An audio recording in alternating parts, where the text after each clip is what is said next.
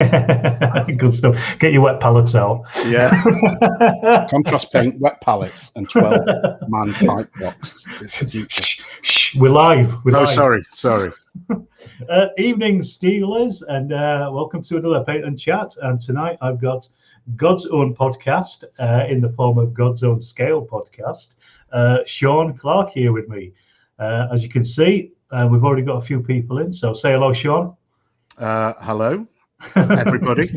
So who we got here tonight? So let's just say hello to a few people. Yorkshire Gamer, Ken, how are you doing? And Andy, good to see you. And friends of General Haig. We're all friends of General Haig in here.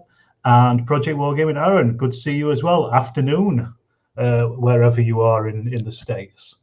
It's 7:30 at night here. Has Aaron made it? Yes, he has. Brilliant. Hello, Aaron.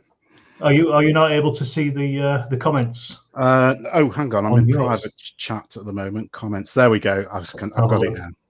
Oh, we've got quite a few. We've got Medieval Warrior, Wargaming. Nice to you, gents. You too. Hello, Terry, as well. And Bjorn in the Crossing Obstacle Gaming. Good evening to you all. Oh, Paul, hey, you brought them all tonight, Sean. God, a lot of 6mm fans out there. The sense of it seems to be, yeah. So we've got Paul. Hello, Paul. Lazy Pirates. Good evening to you. One of my club mates there as well, Kev Stewart. Is that right, Kevin? Yeah. He's mentioned it. He knows you. Yeah. And Paul as well. So full house tonight. Good evening, chaps and chapesses. If there's anyone out there who are listening, who are women as well, please do comment. It'd be nice lazy pirate painting is Steve Evans as well, who's been a regular with you in the past, I think. And that's right. Podcast. Yeah, sorry, Steve. I should remember that. It's his new YouTube channel. Subscribe, folks. Give him a subscription. That's it. Leslie's here. Evening, Sean. He says. Oh, Les. No ships yet. I've got. That's a ship, and that's a ship. This is the new. So I am a 6mm gamer, which I'm known for, and I know I've caused a little bit of controversy with the 15mm thing, but this, I need to find my camera. There we go. This is a 1/450th pirate ship from Peter Pig. Nice.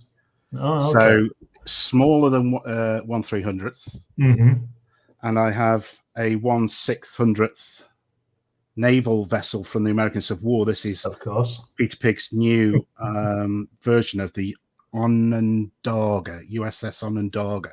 Oh, okay. Double-turreted monitor. So just to reassure people who think I'm going to the dark side in 15mm, I'm going smaller than 6mm. I'm going to 1/450th and 1/600th ships. Pushing it as far as you can. Yeah, absolutely, mate. Yeah. Well, one of the reasons I wanted to talk to you tonight, Sean, is because you had me on your podcast a long time ago. Thank you very much for that. It was great. I jumped at the chance. It was great to be on there. I like to think I was part of the success that you've seen since then, Alex. Give me that. Absolutely. That lift up the ladder. We've got Little Wars chaps are here as well. It says this is a lovely way to avoid doing work during the workday in the US. Thanks for the good time in this event. Well, hi, Greg. That's Greg. He's contacted me offline. So hi, Greg. Hope you're well. Good stuff. Good to have you here, all of you. So the reason I really asked you on is because I wanted to repay the compliment for you for having me on your podcast, but also really just to talk to you tonight really about podcasting and wargaming, because and also you never seem to, you're always the one that's asking the questions. So tonight I'm going to ask the questions, you're going to answer them, and that's how it's going to work. And I know that I don't know if it's against trading standards or not. I did say this was a paint and chat, and I know that when I was talking to Travis, I had no chance of concentrating on doing any painting whatsoever. So tonight I just decided not even to bother. But if you please feel free if you want to crack on and do some painting. Then I've got my contrast paints. Excellent, good stuff. And I did get my wet palette out for Ken as well, just to trigger him, but he hasn't responded to it yet. But we'll see what he says if he does. Biting his tongue, I know he is. I think he is. So I've got quite a few questions, and also you said as well you'd be happy to take questions from anybody who wants to Yeah, throw them up in the comments. So please do. I mean, if anybody got anything to say, and same with you, really. No contrast paints. If you want to, if there's anything you want to throw at me as well, please do. Like I said, I don't really want to make these things into a podcast so much. Maybe a vlogcast. Is that a thing? Vlogcast. That sounds good, mate. Podcast. Yeah, let's go with that. Yeah, let's make that up. That's something new. So, for those of you don't, the people who are watching who don't know who you are, let's do the basic thing of just tell me how you got into wargaming. What are your favourite periods? What scales do you like to play? That kind of thing. And if there's any particular rules as well that you like. Do you want the 4-minute version that Ken insists on his blog? I'll time you and I'll just cut you off at 4 minutes if that's all right. Okay. No. So go as deep or as quick as you want. I don't mind. That's an invite, that is, Alex. I mean, how long have you got? Yeah, I'm of the age of the Airfix generation, most certainly, where the Second World War was still very much in living memory for grandparents. And sitting at the knee of my granddad, who would spin stories for me about how he won the war from the Akak school in Karachi during the war. That was that's where he was based. And of course, war films on the TV. I remember Von Ryan's Express being an early favourite. Yeah, classic, classic. And being absolutely distraught when Frank Sinatra gets shot in the back as he's trying to get on the train. And Commando comics and all the rest of that. I've just bought some Commando comics, actually, celebrating the 80th or commemorating the 80th anniversary of Crete. Okay. But yeah, so Airfix, rolling marbles, that kind of thing. First proper wargaming. I went through a role-playing phase in the 80s, although I'd always had this interest in military history, which was stemmed from my history teacher, Mr. Wilson, who's no longer with us, but our subjects were Germany from 1870 through to 1939. So as somebody with a burgeoning interest in history and the war, that was just right up my alley, to be honest. Yeah. Through Bismarck, the First World War, and onto the rise of Hitler. So that was great. The first figures I ever owned, the first proper war game figures outside of Airfix, were 2 Greek hoplites and 2 Roman legionnaires that I bought from a shop in one of the 6 towns of Stoke-on-Trent called Burslem, where there's a toy shop called Pleasure Treasures. He stocked Hinchcliffe and minifigs and some of those early figures, the early ranges. And my dad took me in. That's going back some, isn't it? It is going back some, because it came in the little blue box with the tissue paper. And I picked these 4 figures. That's all I could afford. So I'll go home. I've got 2 Greeks and 2 Romans and no idea what to do with them. God knows where they are now. But I kept in touch with the hobby through the magazines. Miniature War Games, then War Games Illustrated. Found the club in Stoke, where I'm still a member now, round about, end of the 80s, I would guess. Clubs have been going 50 years this year. Wow. Still going. I'm not going to say strong at the moment, but the pandemic has obviously put a kibosh on that. But we are still in existence and hoping to get back to gaming on the 2nd of July. I think we're reopening the doors. Wow, that's good. It's good to hear. Yeah. Oh, yes, absolutely. I'm sure we'll get on to gaming and the return of throwing some dice down. But we will. Yeah, but I first became aware of the club through a show that they ran at the local town hall. I remember walking into this show as a shy, nervous teenager, and just seeing this vast array of demonstration games and participation games, and the bring and buy 15mm Napoleonic version of Albuera stuck in my mind very much from the Burton in South Staffordshire. There's a Napoleonic game being run by one of the guys from the Stoke War Games Club, where Kellerman was charging across the battlefield and causing mayhem.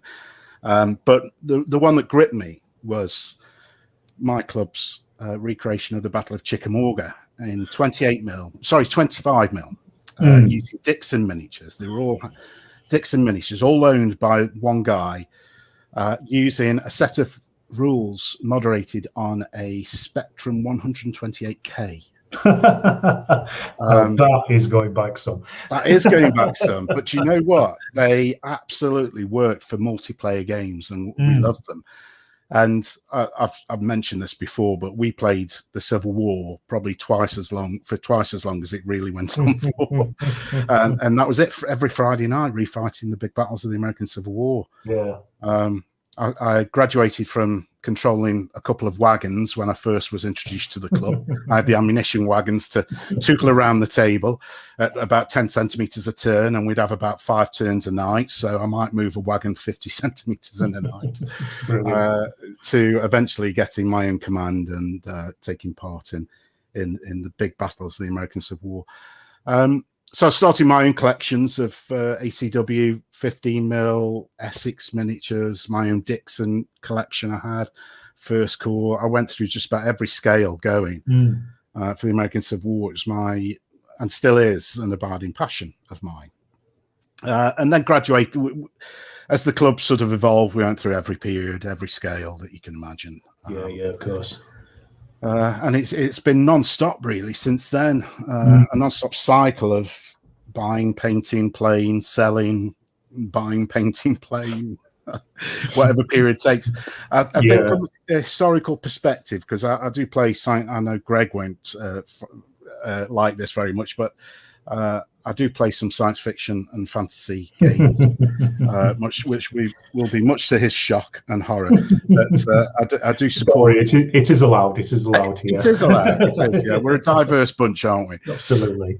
So I very much support the company Mantic Games. I've got quite a few friends there at the company, and mainly play their games. For the last 15 years or so, Greg's made a comment there. Yeah, sorry, Greg. I know. If you want your money back from the podcast, you're welcome. I think I've just lost a subscriber. Yes, yeah, me too. So for the last 10 or 15 years or so, my main historical gaming has been with the Peter Pig rules and figures. I'm good friends with all the guys down there. Les Bealby Tipping's on the call there. He's in France now, actually, but he's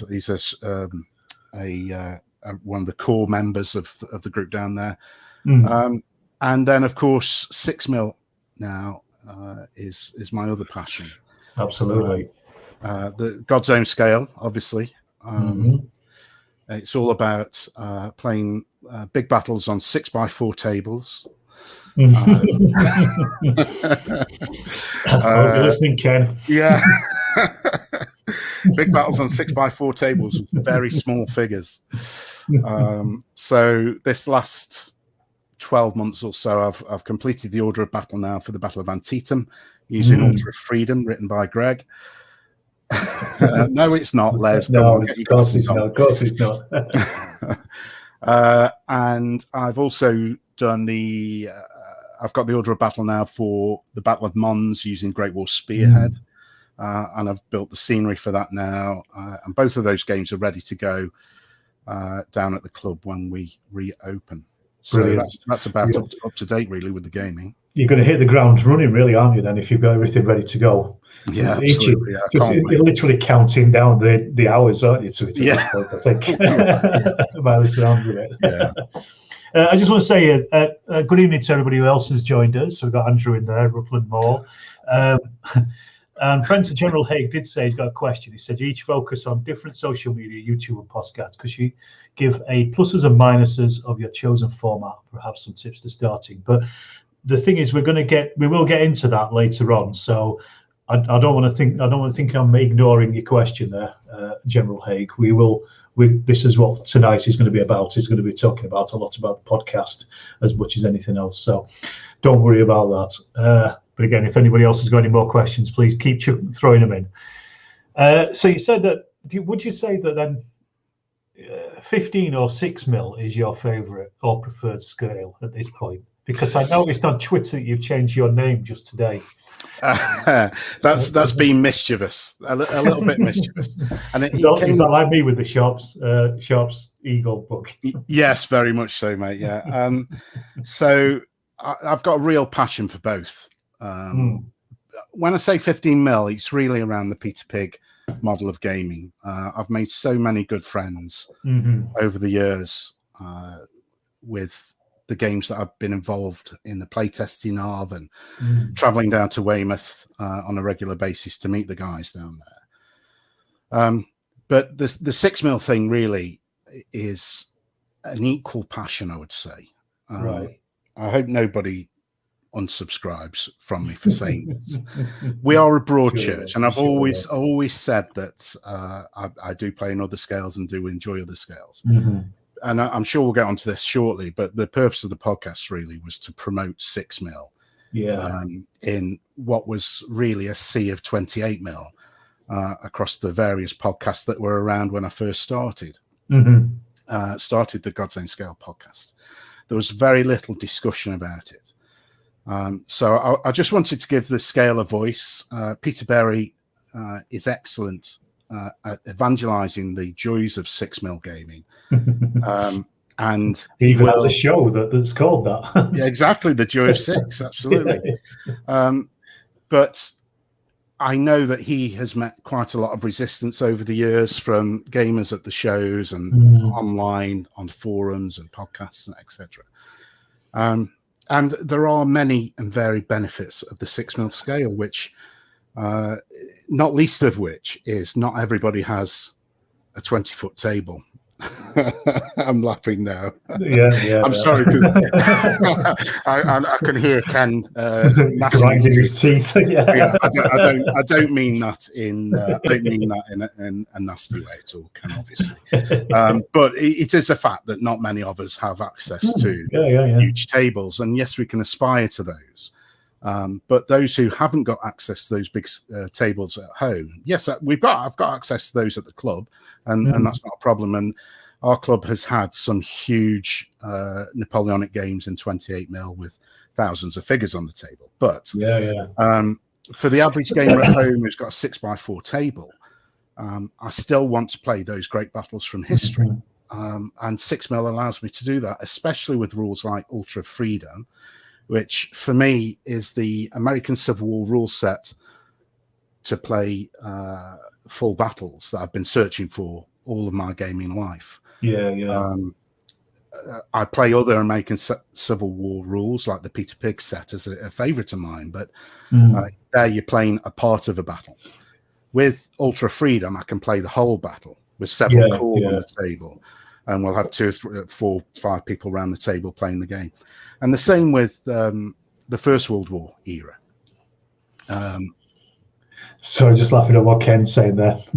That makes a 15mm banter, start making you laugh. You made a rod for your own back there, Ken. He's got no voice to reply with either, so we can say what we want. Although you're a fellow Yorkshireman, I know, Alex. So I naturally feel as though I should be shepherding towards him. I should be nice to Ken. Yeah, exactly. So similar with the First World War, to play the Great War Spearhead set, I can play quite a large sector of the Somme on a 6x4 table. The Mons game I've got is actually an 8x5 table, so I can't play that at home. Well, I could if I commandeer the kitchen and kick the family out for the day.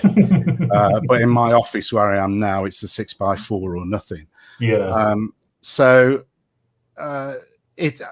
I can't say there's a favourite. It's like choosing your favourite child. Of course it is. I go through phases where I'll concentrate more on one than the other.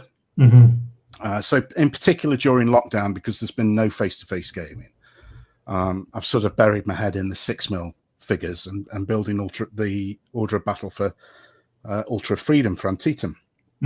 That's been my major painting project for the last 6 to 8 months, I would say.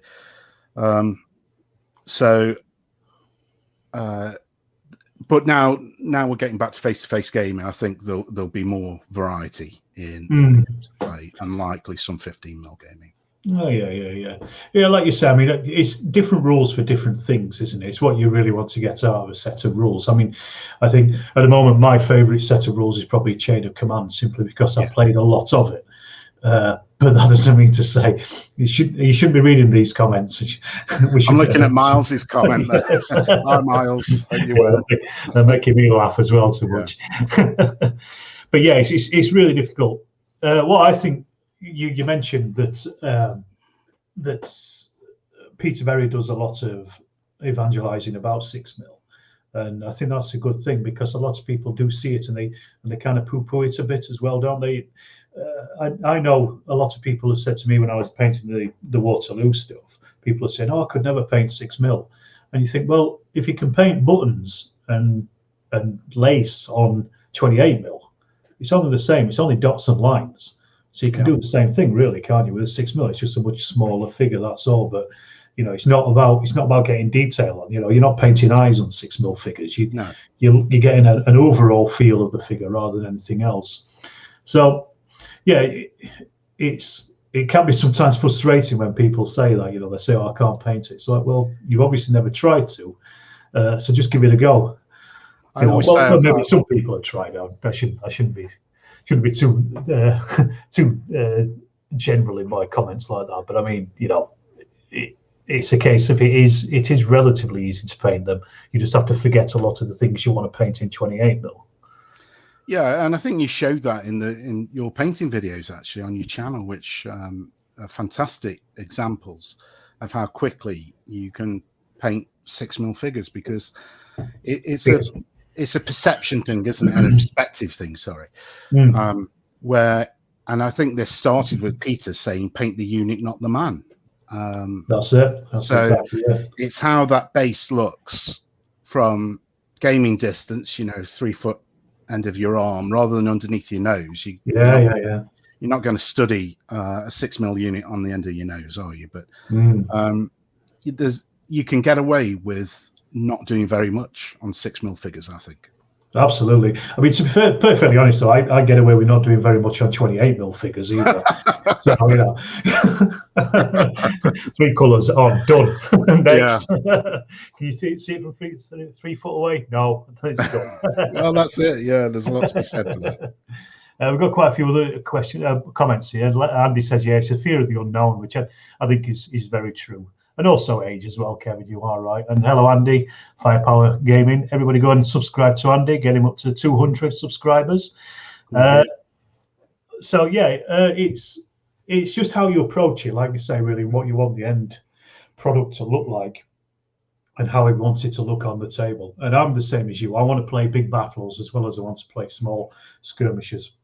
And for me, 6mm really fits into that. Yeah, that perfectly well, and that's why I did the Napoleonics in 6mm, just because, you know, until I started playing sharp practice, and I didn't even think about skirmishing in the Napoleonic period. You know, it was, to me, it's big battles or GTFO as far as I'm concerned. All right, Well, we talked about wargaming enough. Let's stop talking about that, shall we? Yeah, let's get to the real stuff. The real stuff. We'll talk about the podcasting. Really, I want to have a bit of a deep dive into some of that with, you know, just some of your personal experiences, and really to go back to Gerald Haig's question about, you know, starting up and things like that as well. And how did you start with it? What was the inspiration? How long ago? Give us a bit of a background where you started it. And then just, you know, tell us a bit about how you started it as well. I can't honestly say that there was a long lead in to starting it. It was one of those flashes of inspiration. Leslie, you are cheeky. There wasn't a long lead in. We were coming up to the Joy of 6, which I was intending to go to. That would have been 2019. God, years and months just they've lost all meaning, haven't they? Yeah. Was it 2019? I can't remember. It seems like 10 years ago. So in the run up to that, I was contemplating a big American Civil War project in 6mm. Right. Although I'd done nothing with it at the time. I'd already seen Ultra Freedom and Little Wars TV's and Teton Game, and before Little Wars TV became Little Wars TV, there was a Gettysburg game that they filmed and published, very much in the style of the modern Little Wars TV. That's a lost gem, isn't it, on YouTube? You can't yeah, find it. Yeah, it is.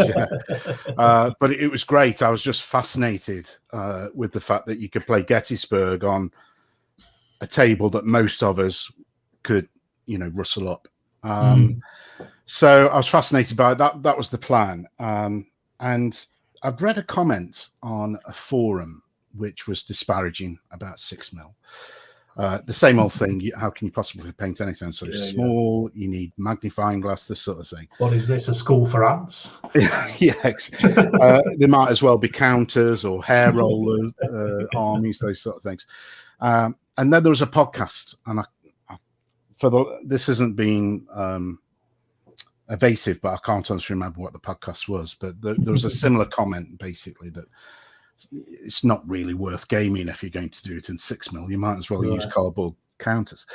And I looked out there, and there was very little coverage of 6mm across social media, across podcasts on the forums. There was very little out there.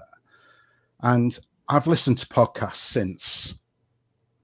I don't want to say when podcasts were invented, because I don't know when that is, but around about 2007, 2008 was when I was first listening to a podcast called The D6 Generation, which was Russ Wakely and Craig Gallant and can't remember, Rafe Granger. There you go, three hosts. And it was a general gaming podcast. Right. That yes, he did. Miles is part of the Little Wars TV team as well. He's just made that comment. I would never say that. And that was a general gaming podcast. So it would cover board games, it would cover role-playing games, some computer games, and tabletop miniature games as well. And they were usually 3 hours long, these things were. 3.5 hour long sometimes. So it'd take you all week to get through it. But I was just fascinated by it. And then more and more podcasts came online. Meeples and Miniatures came along, of course, with Neil Shuck, and then Mike, dearly departed Mike Hobbs came along. And I was fascinated by the technology of the fact that you can create content which is directed at gamers, war gamers, people with an interest that is a bit like listening to a radio show. But it's aimed at me. It's aimed at what I'm interested in. And it can reach the four corners of the world because the internet goes everywhere. Absolutely. So I thought about it. I did a little bit of research. Not much, to be honest. I went in a little bit blind about how you do these things. And I think if you listen to a couple of the earlier episodes, the sound is a little bit odd in places and the editing's a little bit crappy. But I went along to the Joy of Six, having released the pilot episode, or episode 0, I think, which is literally just me waffling into the microphone and then going to sit in a local churchyard, which is just over here somewhere, close to the Battle of Blore Heath battlefield. Okay. And I talk about Blore Heath. It's our sort of local battlefield from the Wars of the Roses. And I then go to the show and announce to various people that I'm setting up this 6mm podcast, and the reception was fantastic. And most importantly, Mike Hobbs came up to me at that show and said, I've heard you're setting up this podcast. If you need any help, need any assistance, bit of advice, and do you want to come onto the Meeples and Miniatures podcast to talk about it? Now, I've been listening to that for years. These are my version of TV stars, TV stars that I'm suddenly talking to. And I'm thinking, God, he knows who I am. And he's a real celebrity in the wargaming circle. So I went onto the show, had a great time chatting to them both about the podcast and why I was doing it and setting it up, and just took it from there, really, because there's a lot of people out there doing 6mm gaming or with an interest in 6mm gaming, even if it's only a peripheral interest in 6mm gaming. They've got a lot to say about the hobby, because there's one thing I've learned, and if you do these for much longer, Alex, you'll find out that there's one thing that wargamers like to do, and that's talk about the hobby. Absolutely. Don't we all? Yeah. There's nothing better than getting a couple of gamers or a group of gamers together, because it doesn't matter what walk of life you're from. It doesn't matter if you've only met 5 minutes ago. You can talk about this hobby till we're blue in the face, can't we? Absolutely. Yeah. It's that common thread that holds us together. Yeah, like you said, I mean, you can become completely different walks of life, and you can. It's a thing that we are all happy to talk about, because it's something we're all, even if you're just arguing about, which scale is better, or which contrast paint is better, because obviously they're all great anyway. So it's the contrast paints, paints, yeah. So just the best one out of those, but. But actually, just cutting in there, that's a really interesting point, isn't it? I've never met Ken. I've listened to his podcast, which I think is great. Same here. But the banter that you can have, and it's friendly banter, isn't it? Well, from my end. I don't know about.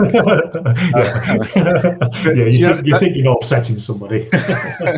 But the camaraderie that you can build up with somebody you've only met over the internet or listened to the voice of, for me, is fantastic. It just shows the reach that you can get through social media, through podcasts, through Twitter. I think Twitter's an incredibly important social media platform at the moment. Well, it feels like it to me, because there's so much activity in that wargaming corner of Twitter that we use. It's really nice, because I used to be on Twitter, but not really wargaming, and as soon as I found the Twitter wargaming section, you can kind of almost garden wall yourself off against the rest of Twitter. And it's a really nice little, and like you say, there's friendships that are built up over the last year or so. Control. There's no safety warnings with this podcast. Sorry, trigger warning, Ken. I mean, you can garden wall yourself off from the rest of Twitter if you really want to, and build up, a nice little group of people who are interested in what you're doing and things. And people praise it. You put stuff out, and people do enjoy seeing the things that you're making, or everybody else is making, because there's so much great content on there. It's like Henry Hyde says, it's micro blogging at its instance. And, there's a difference between blogging and Twitter, is that Twitter, you can't really search for things, but with blogs you can. And I've kind of now changed more towards a Twitter rather than doing the blog myself. So there's so much. Social media works really well for wargaming, and, podcasts is part of that for sure. Was it then nervous for you to start, because you'd said, you knew the Meeples and Miniatures, you'd listened to a lot of the podcasts and things. The first time, when you pressed that button release, how did you feel? Can you remember that far back? No, I can, absolutely. And it's a really interesting question, because I'm not a natural, unaccustomed as I am to public speaking, as the saying goes at most weddings, isn't it? Yes. So for me, when I'm doing the podcast, it's a bit like chatting to a mate on the phone. I don't get stage fright chatting to a mate on the phone. So it's very similar, or a group of mates. I've had 3 people on the podcast twice now, including yourself at Christmas, Alex, and then 3 of the Little Wars TV guys. I don't know what the experience was like for you, Alex, but I really enjoyed it. But loved it, absolutely loved it. My wife didn't, because she had to get up the next morning, but I loved it. we did go on a bit. But there is a certain nervousness, because I had no idea about how this would be received. I didn't know if there's an audience out there for it. And I'd sort of set the goal of, well, if I get 40 or 50 downloads, that makes it worthwhile for me to carry on, because there's 40 or 50 people out there who are willing to sit and listen to whatever it is that I put out. And also because I was flying solo, I don't have anybody to bounce off. So going back to Meeples and Miniatures. This is something, actually, let me run back to a question there, or at least what what Bjorn said. He said the main problem I found with making a podcast, I never found someone to record it with. He said it was difficult to bounce ideas and chat off, but that was hard. So how did you overcome that? I mean, it's a perfect time to pick that up, really. No, absolutely. So looking at the Meeples and Miniatures model of the podcast, it was that banter between Mike and Neil that kept that podcast going for so long, and also Mike Whitaker and Rich Jones, who was one of the previous presenters. So, and they generally bring in a guest sort of halfway through the episode and then have a chat about a set of rules or figures or whatever. Yeah. But I knew this was just me talking to somebody that I'd invited onto the podcast. So I suppose it settled into its own format in that it's a interview style podcast from the start. I do a little bit of an intro, a little bit of an outro, but there's never much substance in those. It's all about the person I'm getting onto the podcast. So yeah, I was really lucky in the fact that Per Broden agreed to be my first guest. And I don't know if you've listened to Per on the podcasts before or met him in person or had a conversation with him. There's one thing Per can do, and that's talk. So it's like you wind him up and let him go, and you think, oh, it's 2 hours ago. He might draw a breath in a minute. So in that first podcast, I think if you listen to it, my talking fills about 5 minutes of 2.5 hours of podcast. But that's fantastic. That's fantastic. Yeah. And I'll say to every guest that comes on, people are here to listen to you, not me. So the more you talk, the better.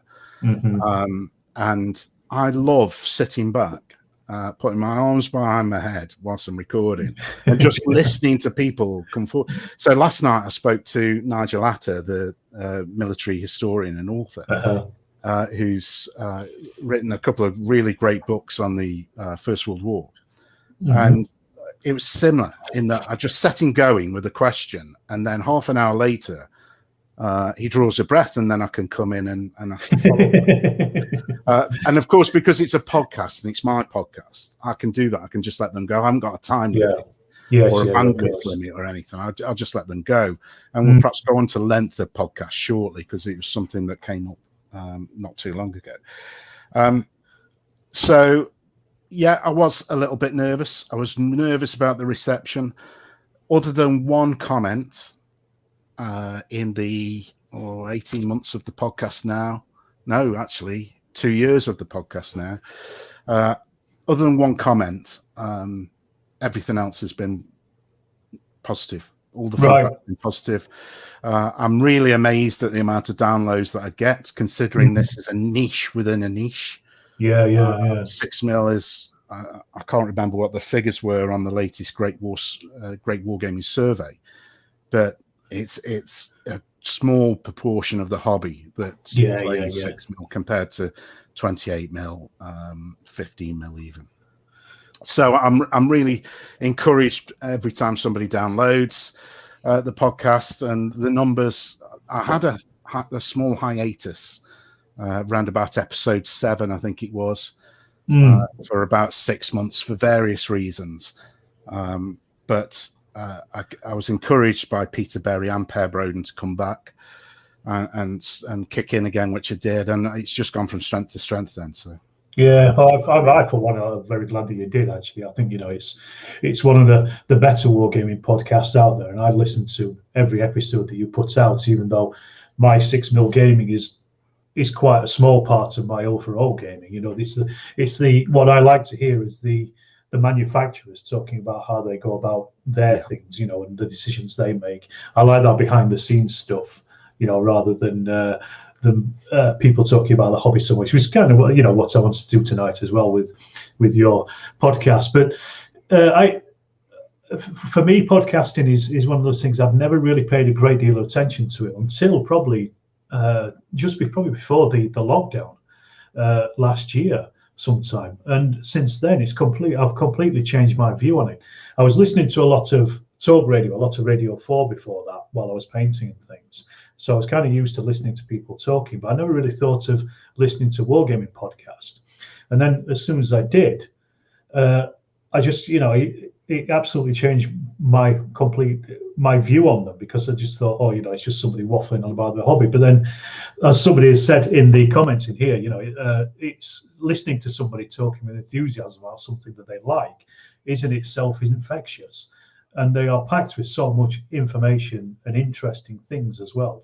And yours in particular, really like the format that you do, where you say you only have one person on, so you're just allowing them a platform to talk about the thing that they're really interested in. I think that's great, and I think it's definitely something that I want to see you continuing doing. And from the comments in here, by the looks of it, it seems pretty much most other people seem to as well. So I'm fairly sure that the crowd's behind you. That's very nice. Thank you very much. I'm fairly sure, although it's labelled as a 6mm dedicated podcast, that the reach is wider than 6mm, because a lot of the talk is pertinent to the wider hobby, and it's the elite portion. Thanks, Miles. I need to hire you as my PR man, I think. Interestingly, Aaron, who's in the chat from Project Wargaming, he's very, very, very kindly done my logo for me. I was reaching out for a logo. It was Aaron, was it? Brilliant. And Aaron has sent me a prototype through, which I'm absolutely thrilled with. So that'll be revealed fairly soon. Ooh, and it was at a price I could afford as well. Excellent, even better. Free. Yeah, same with mine. Yeah. Yeah. So although the basic premise is 6mm and to spread the word of 6mm and talk about 6mm, I think there is that wider appeal, because it doesn't really matter what scale you play in. Painting and collecting war games figures and reading about the history of it and researching the background and the manufacturers, actually, it doesn't matter if you're making a 6mm figure or a 28mm figure. I imagine the experience is practically the same, isn't it? Unless you're one of the big companies like Warlord. For most of the metal manufacturers who are still out there, the process is the same. And you've hit the nail on the head there. Some of my favorite episodes speaking to the manufacturers to get that peek behind the curtain of how these little bundles of joy created. how they end up in our drawers and in our boxes that we never see again. But But it's I think that, to me, that is the most fascinating part to it, just because it's a part of the hobby that I don't understand how you get basically a lump of green stuff and turn it into the figures that we've painted on our tables. And so the more of that for me, as far as I'm concerned, if you want listener feedback, then there's some right there. Yeah. The issue with 6mm is there's not that many manufacturers out there.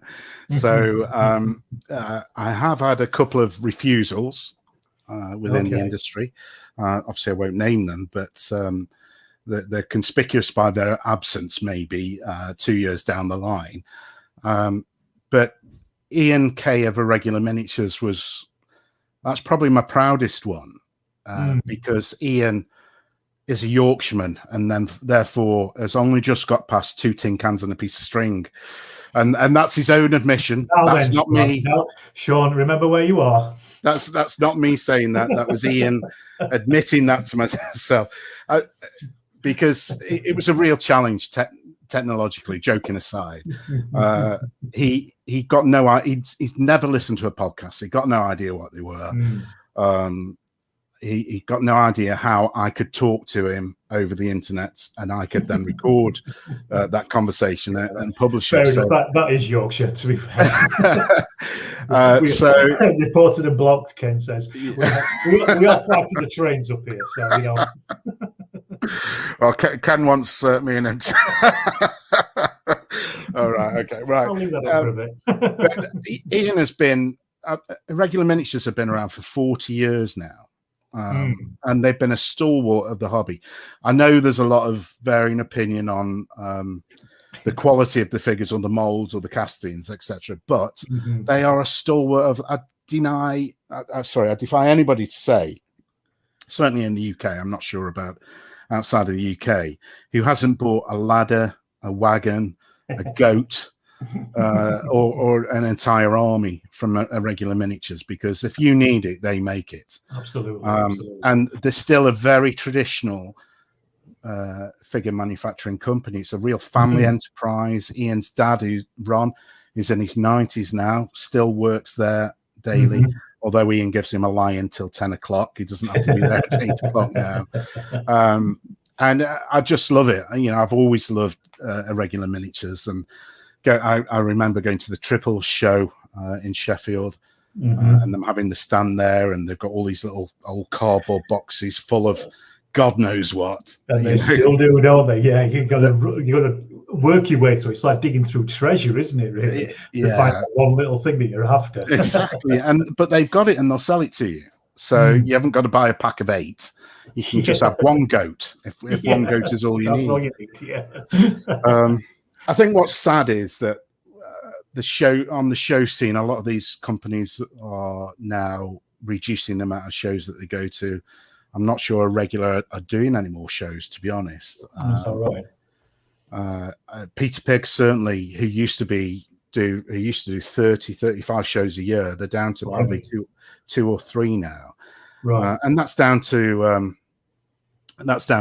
fuel costs. It's down to age as well. You know, of course, the people working in these companies are getting older. Not all of us are getting a bit older, aren't we? But so the manufacturer talks, I really enjoy it. And I think Ian Kay, if I was to be pressed with a gun to my head, would be my favorite, just for the challenges. And he's never appeared on a podcast before. Never. You know, Peter Berry, as much as I love speaking to Peter, has been on lots of podcasts around the world, shouting the joys of Six. But Ian Kay's never been there, and I had a fascinating chat. I even found out he was a rock star in Japan for a short period.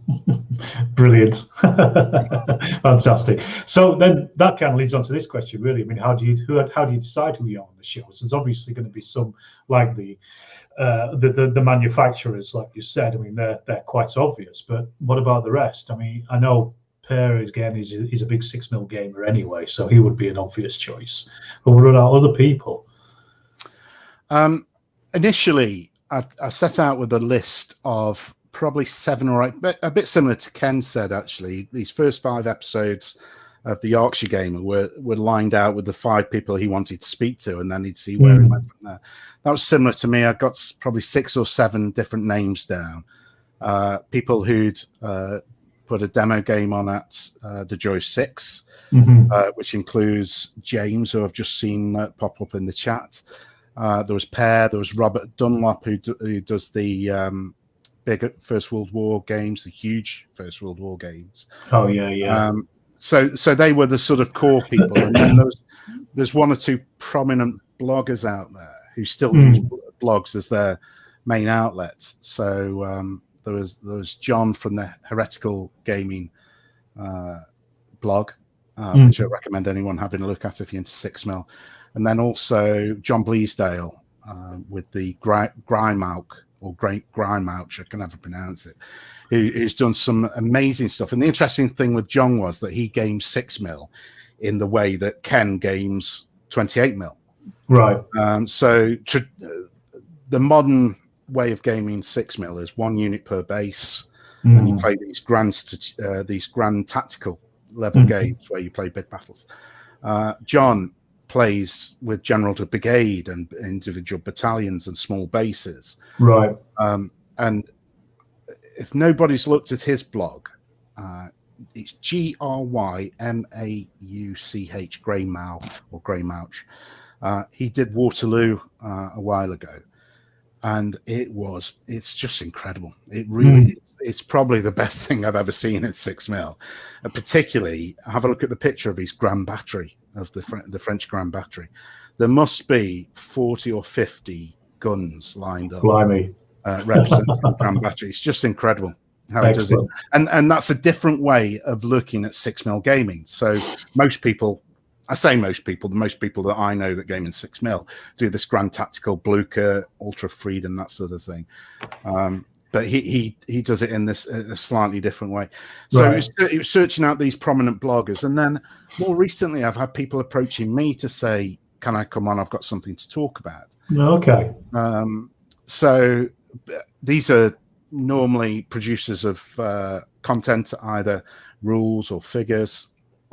So Alan Hankin from Grumbling Miniatures. Yes, yeah, of course. That was a good episode. I really enjoyed that. Yeah, actually, I think I approached him on that, but I've certainly got at least 2 more episodes lined up with people who are about to go to Kickstarter with small scale figures. Right. Who I'm trying to get scheduled in. And also, there's a little bit of self-indulgence in the fact that I will get people on who I'm interested in from a historical perspective. Of course. So like Nigel Atter, who I spoke to last night, that episode will be out in the next few days. Paul Reed, these are First World War historians, which I just find fascinating. So there's some self-indulgence there. I'm not particularly thinking that these are going to be episodes that I'll have massive downloads, because it's a limited area of interest. But the episode with Paul went down very well, so I hope similar will go down well with Nigel. I'm sure it will. I'm sure it will. I'll definitely listen to it, if nothing else. So it's really there's no grand plan. Let's say that. I'm a little bit disorganized. My work schedule tends to drop me in the poo at very short notice. So the interview with Nigel was cancelled twice because I just couldn't get home from work. But I think people have I've never had a bad reaction to that. Nobody's ever sort of thrown the teddies out the pram because of that. But it is a bit happy. I really need to get a bit more organized on the scheduling. So yeah. But how do you go about doing that? I mean, that's the question, isn't it? How if your work does interfere a bit? I mean, do you make it monthly? Do you make it weekly? Do you is it a good way of getting a lot of podcasts recorded in a short period of time and then scheduling them out over the next few months or something? Is that something you would think about doing, or is it something you're just unable to do because of your schedule? Yeah, I've done it both ways, really. At times I've had 3 podcasts recorded because I'm free. I know I'm free. If I'm on leave from work or I've got some rest days or something, and I'll get 2 or 3 recorded at once. And other times it's more ad hoc, sort of on a one-to-one basis. And there have been 1 or 2 occasions where people have approached me and said, we're doing this thing, or we've got this thing coming out. Can you record something and get it out relatively quickly? So one example was the 2D6 Kickstarter for Samurai miniatures. I was contacted to say we've got this Kickstarter launch, and it's only going to run for, I don't know if it's a week or 10 days or 2 weeks. It's quite a short time frame. Right. So absolutely, I recorded that and got the episode out on that night with minimal editing and no sort of pre-ramble or outro. So it's haphazard. I wish I was more organized, I think, is a long answer to a short question there.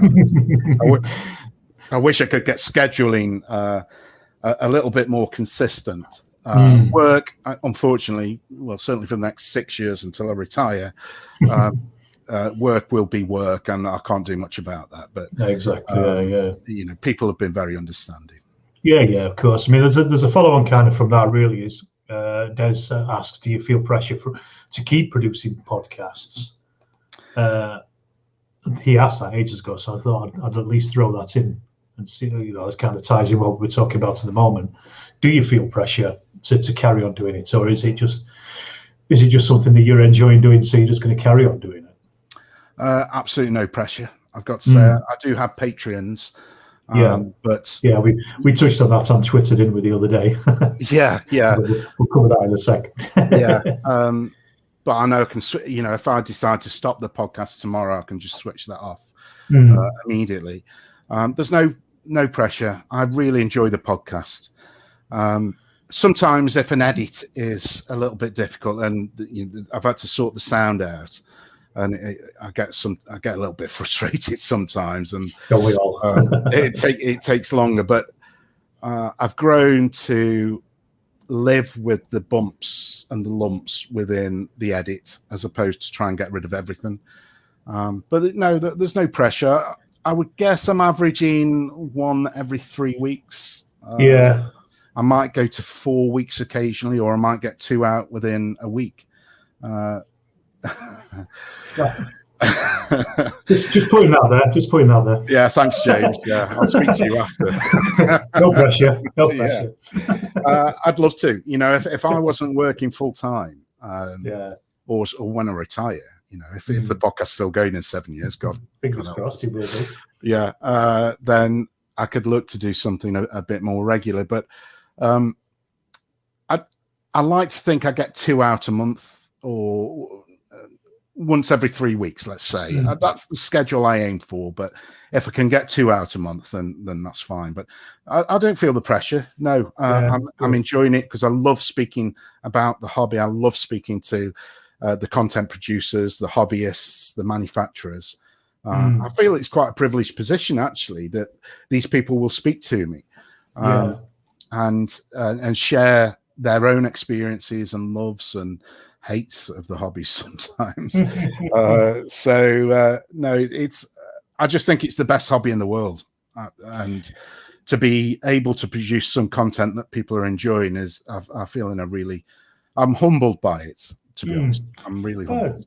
Yeah, but as a regular listener and somebody who's listened to every single one of your podcasts, I do always look forward to them when they're released, and it is an exciting time to know that there's a God's own scale when you mention it on Twitter, you know, because it's been mentioned in the past that you're not very good at your own promotion. So it's you know, when it comes up on Twitter, you say, oh, just another podcast in the bag. It's like, oh, brilliant, excellent. You know, then you say, well, 2 days to wait for it. But yeah, it's, you know, excitement builds up with it. But yeah, I always look forward to it. I always listen to it within at least a day of it being released. And I think it's, you know, it's a great thing to sit down and have an hour or so just painting, just with you chatting away to somebody enthusiastically and enjoying yourselves about it, really. But this is I'm a consumer as well of this content, so you know, it's no secret that I'm a big fan of your own channel, Little Wars TV. Every time they produce something, Ken's podcast, I absolutely love Ken's podcast. Yeah, I think his format is brilliant, and I wished I thought of some of the things that he does and put them in mine, but it looked too much like I'm stealing the good ideas. So I'll leave them to Ken now. But they are from Yorkshire, so what do you expect? Exactly. But joking aside, I consume podcasts like you do when I'm painting or when I'm traveling to work or whatever. And I just love the format. It's rare now that I listen to talk radio. I listen to music, but I might switch Radio 4 on or LBC or something for the news.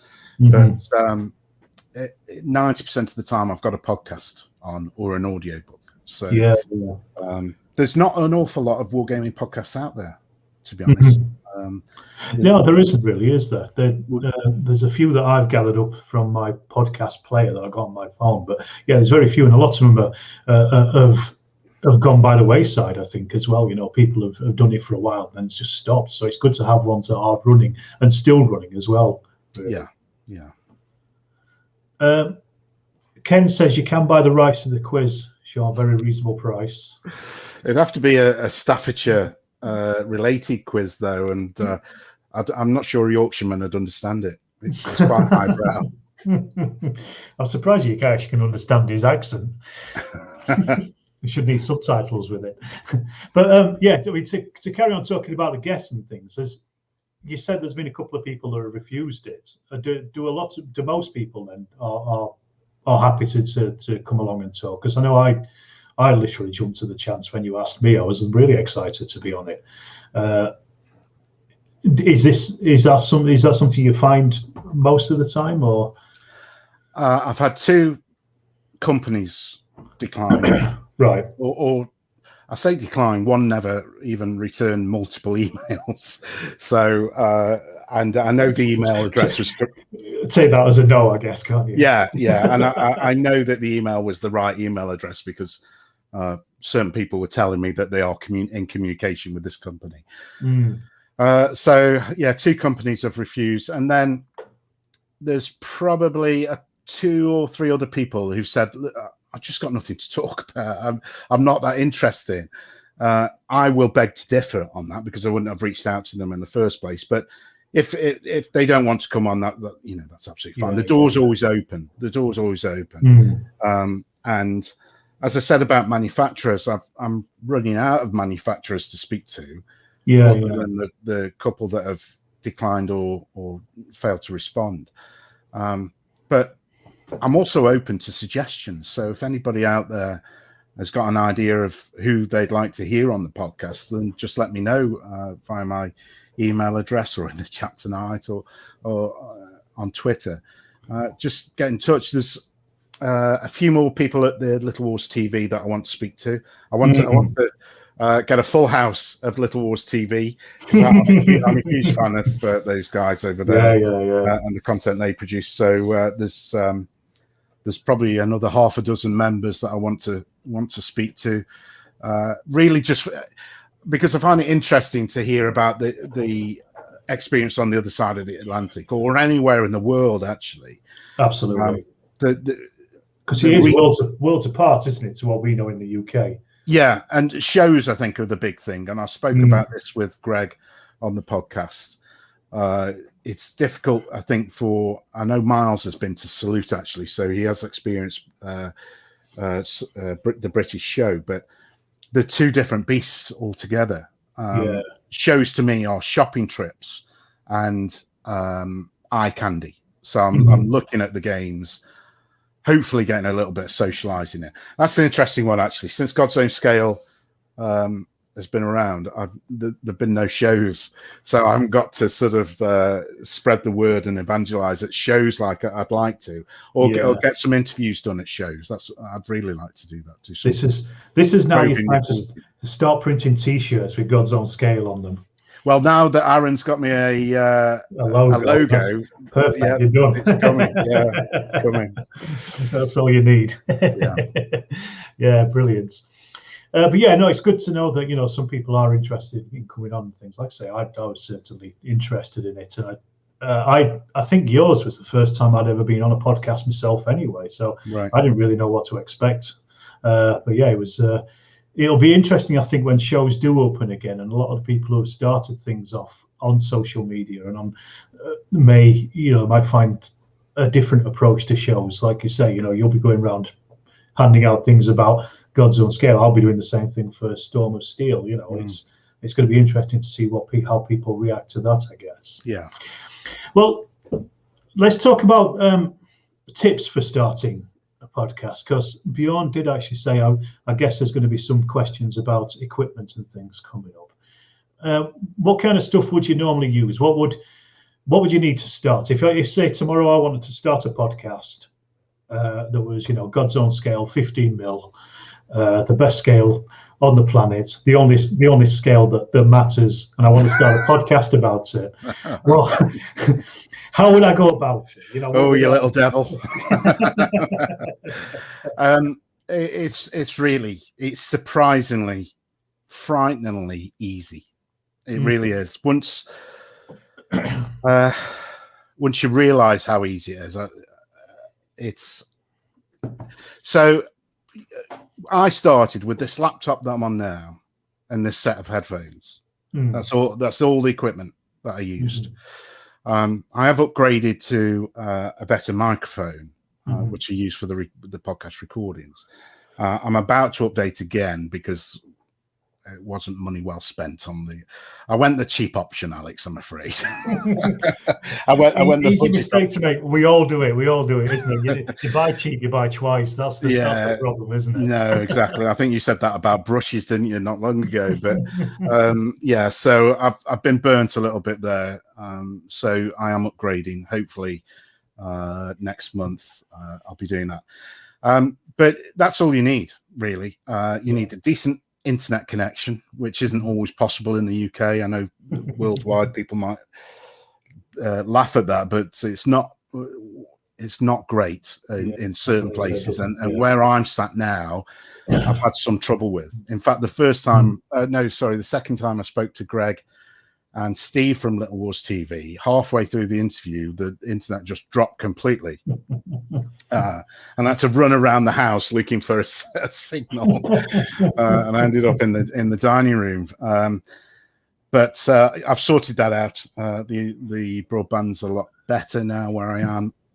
So to start, a headset with a microphone. Richard, it's not tight, it's careful. Careful, there you go. Thank you.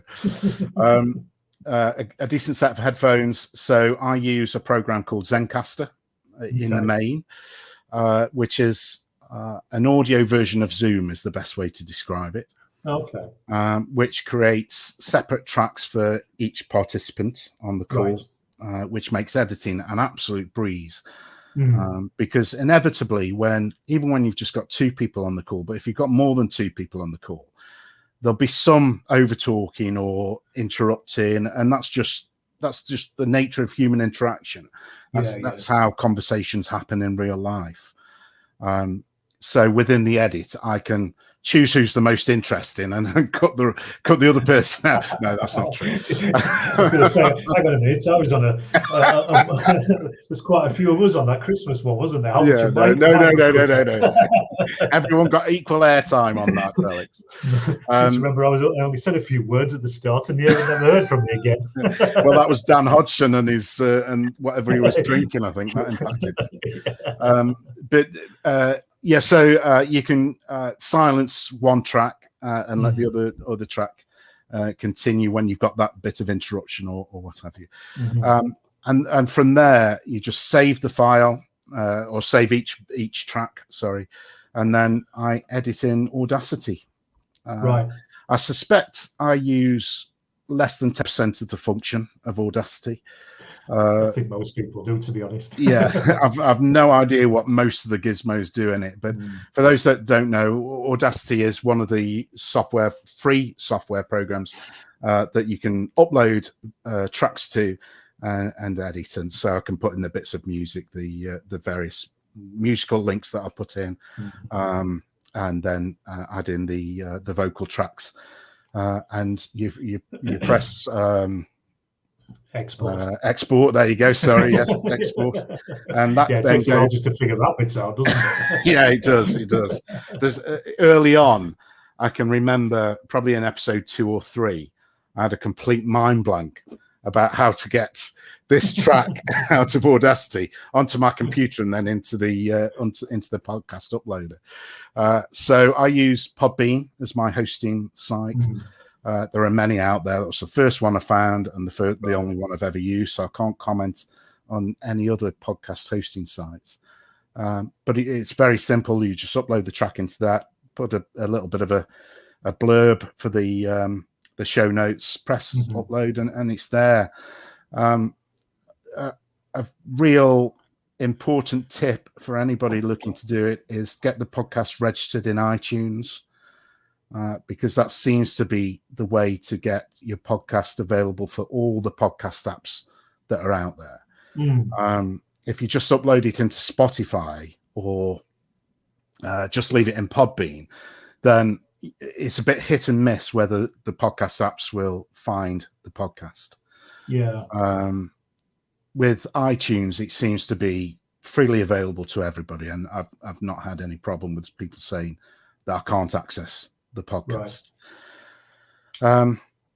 So I would say the editing process can take it's really cut down, to be honest, from when I first started. When I first started, I was looking at 10 or 12 hours of editing for a 2-hour podcast. It's down, depending on the length and depending on the number of participants, it's down to probably 2.5-3 hours now. And you get slicker at the process as you go along, obviously. So of course you do. I mean, I found out with the YouTube, with the editing of those, it took me forever when I first started, and now I kind of have a bit of a system of doing it. But it's just a learning curve, isn't it? It's something you haven't done before. It's something that you've got to work on, and it does speed up. I mean, I was going to ask you, actually. I mean, that's the one thing. How long does it take for a normal hour-long, say, 2-hour-long show then for you to edit? And you'd say 2 or 3 hours. I mean, that's pretty good going. Yeah, yeah, it's probably a little bit longer just thinking about it, but it's not a burden, I have to say. I quite like listening back to the interview and hearing, you know, what people have said, and certainly, you know, when you get the odd cock up or the odd joke thrown in there, I always have a little bit of a chuckle to myself at what goes on. As you can tell, there's going to be no editing on this, so this is all live, and this is going to stay on. Yeah. So, you know, don't be be sad for the live format.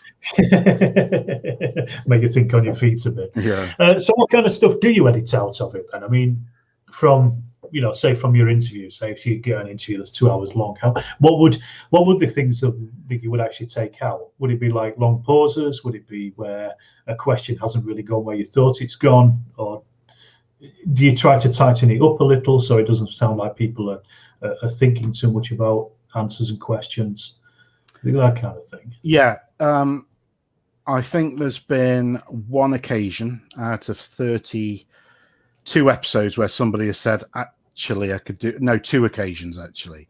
I think I was one, wasn't I? Yes. That was the one I've just remembered, where you just wanted me to just cut out a little bit that perhaps you weren't happy with, or you know, the interviewee wasn't happy with. So I've done, and that's really easy. But it's trying to make the podcast flow like a normal conversation. I think in the first 2 or 3 episodes, I was guilty of wanting it to sound so every or long pause I was cutting out, and looking back on them, they sounded too polished and too produced. They don't sound like a natural conversation. So a natural part of a conversation is they call it guggling, the ums and the bits of encouragement.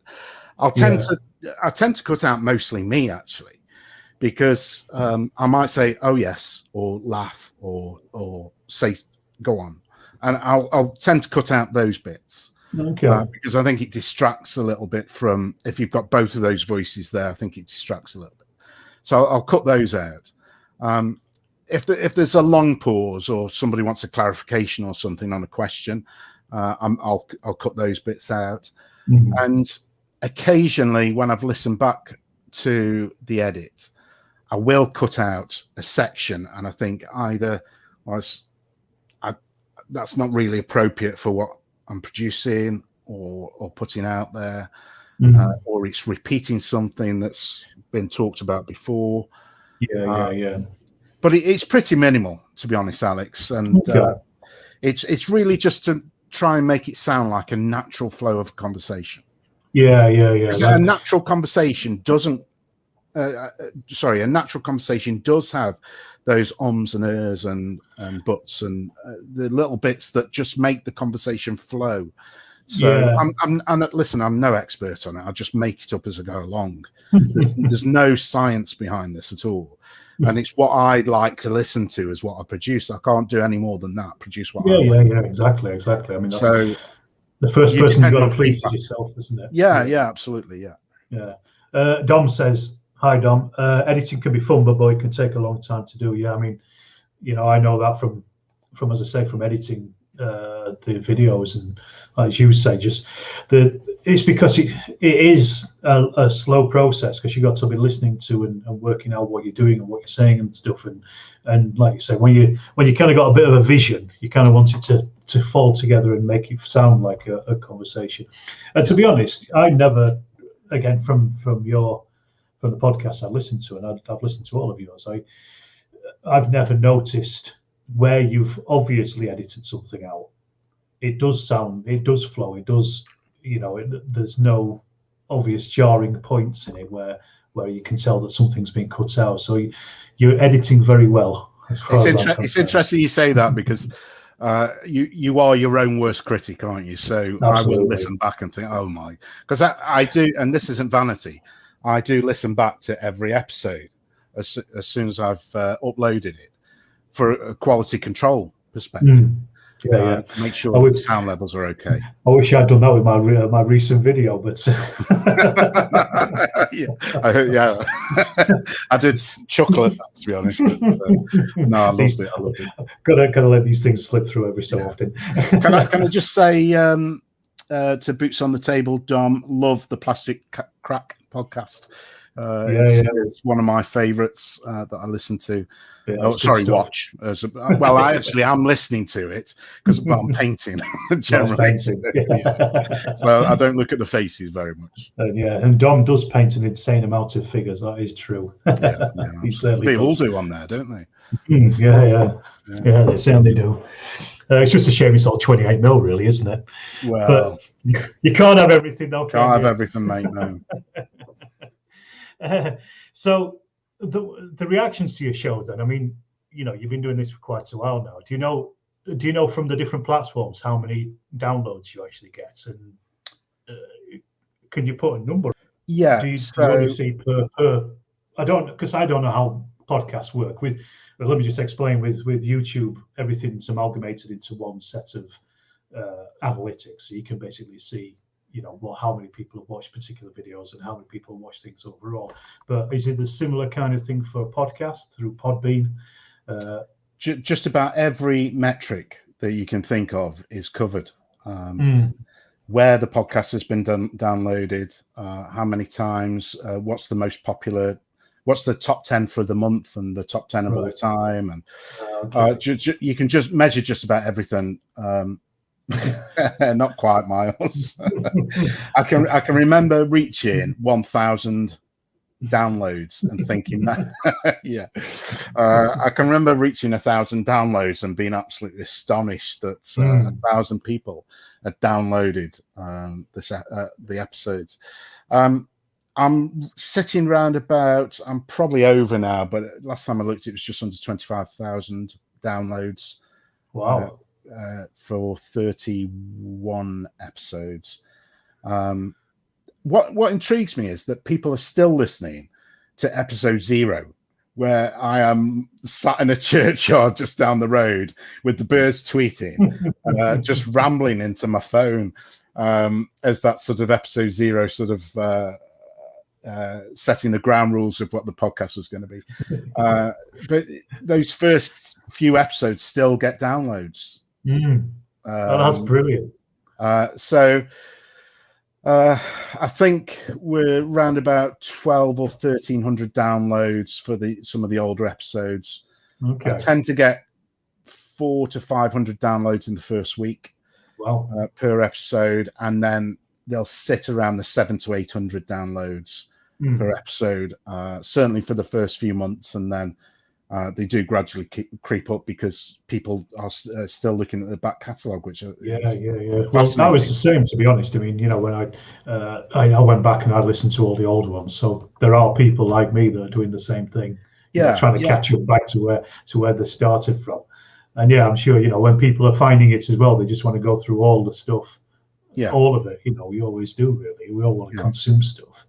But I'm absolutely thrilled. That's pretty small fry compared to other podcasts that I know of and YouTube channels. But I always tell myself this is 6 mil. So people I'll look at the God's Own Scale podcast and see that it's a 6 mil dedicated podcast.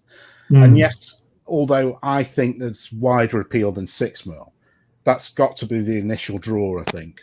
And we said earlier that the percentage of people that play 6 mil and are interested enough to listen to a podcast about 6 mil is pretty small fry. I always call it a niche within a niche. So I listen, if I got 40 or 50 downloads on that first episode, I would have continued. As long as 40 to 50 people download future episodes, I'll continue to produce. If I hit 30, I might think about it. Beyond said, this is an interesting question. Have you got used to hearing your own voice? I haven't got over the sound of mine. That's a common question. It is, isn't it? Quite a few years ago now, through work, I had to get used to the sound of my own voice. So nobody likes the sound of their own voice, do they? Really You don't. never They quite really don't. sound the same No. to other people as you do to yourself. So it's one of those things that, you know, I've got one or two mannerisms in my speech. I say "I guess" a lot. I guess that's right. I counted up. I'd said it 12 times in one episode. It was even annoying me. How many of them did you cut out in the edit? No, I didn't cut any out. That was after the final edit. It's just, we've all got these vocal tics, haven't we, and mannerisms. Of course we have. Of course we have. It's what makes us human, though, doesn't exactly, and it makes us individuals, doesn't it? Yeah, So exactly. I just smile whenever I hear myself saying "I guess." I've said it tonight. I know I have. I'm the same. I know I've realised that when I'm making a video and I'm doing a new part of the game. So if I'm rolling some dice or I've moved something, I always say "so" at the start of it, and I realise that every time I edit it, I'm saying "so." Here we are. Here's a tune. So now it's time for the. I just think just stop saying it. But you can't. Interesting. That's interesting, Alex, because I've never picked up on that. Have you not? I haven't, and but you have, because you're conscious of it. Yeah. Because I'm listening to my own voice, which I don't recognise as my own voice. It's just how it's interesting a weird thing. that is. Yeah, but yes, it's definitely one of the things you really need to get over. And just stop thinking about and stop obsessing about, I think, and it's difficult to do, because when I've done the voiceovers for the military history videos, I'm doing it similar to you in that I'm going back and I'm editing stuff through Audacity as well, and so listening to myself talk for 25 minutes while I'm editing it out it's almost unbearable. But I just kind of think, well, it was, but now I've kind of got used to it because I've done it so often. You just think, right, I've got to get on with this and get it done, Well, we've both done some voiceover for Little Wars TV, haven't we? We certainly have, yes. And added that English gentleman element. That's it, the charm that we brought to their otherwise rowdy and raucous show. Yeah, I think we put them up a notch or two, definitely, in the class. There's nobody from Little Wars TV watching this tonight, I'm fairly sure. No. You said that you've had quite a lot of downloads then. So, I mean, can you see from the downloads where people are actually listening to the podcast? Yeah. And you've mentioned in the past, that you've had some interesting places that people have downloaded it from. Any interesting things to tell us about that? Yeah, my favorite one. I was very big in the Democratic Republic of Congo. That was my USP for a long time. I was fascinated by the fact I didn't know if it was a glitch of the system or there's somebody routing their Wi-Fi through the Congo elsewhere. I wasn't quite sure what was going on, but you never know. 6mm gaming might be quite big in the Congo. Who knows? Huge. I used to say to the manufacturers, if you see an upturn in sales to the DRC, then it'll be down to this podcast.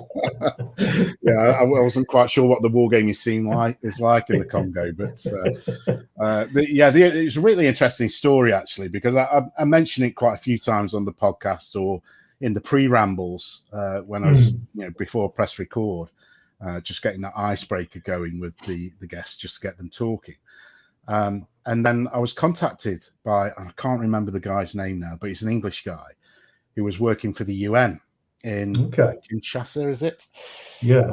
I think so. He was working on an aid mission out there, and he was downloading God's Own Scale whilst out on site. Brilliant. So I thought that was fascinating. I was really grateful for him to get in touch with me and let me know that it was him doing it. Unfortunately, he stopped the work. He's returned to the UK, and he was in lockdown, isolation. Where you confine yourself for 2 weeks. I can't remember the word. Self-isolation is. There you go. In a hotel in Heathrow Airport. But he'd obviously got some figures with him that he'd taken out to the Congo because he'd spread them out on his bed and was playing a game on his bed, and he sent me a photograph of it and says, "But I'm afraid your downloads in the DRC are probably over now." But at least you got them. At least you got them. No, I love that. I love that. But yeah, it's worldwide. It really, you know, there's Argentina, Peru, Japan, Russia, Alaska, west coast of Canada. There's a guy who contacted me quite early on, and as we've been in contact 2 or 3 times, I picture it as he lives. Have you seen the film The Revenant? Yes. Yeah. So it's this bleak, snowy landscape, isn't it? That Leonardo DiCaprio is fighting. I imagine that this guy on the west coast of Canada lives in that setting, in a log cabin, and he's got no contact with, because how he describes it, he's got no Wargaming community around him. He rarely sees anybody from one day to the next. And he's in this really isolated position. So that's what I imagine him as, this sort of trapper. Fighting bears. In animal furs and fighting bears. But he sent a lovely email saying, you make me feel connected to the wider worldwide wargaming community. And that had quite an effect on me, actually. Yeah. It was the first message of that kind where it made me realize that these words that I'm speaking and my guests are speaking are having some almost profound impact on somebody who's really isolated, not just from wargaming, but the civilization almost. Yeah. Bad connection in Stoke-on-Trent, Kev. Come on. It's better than 2 cans and a piece of string. Hey, remember where you are. Yeah, don't knock it.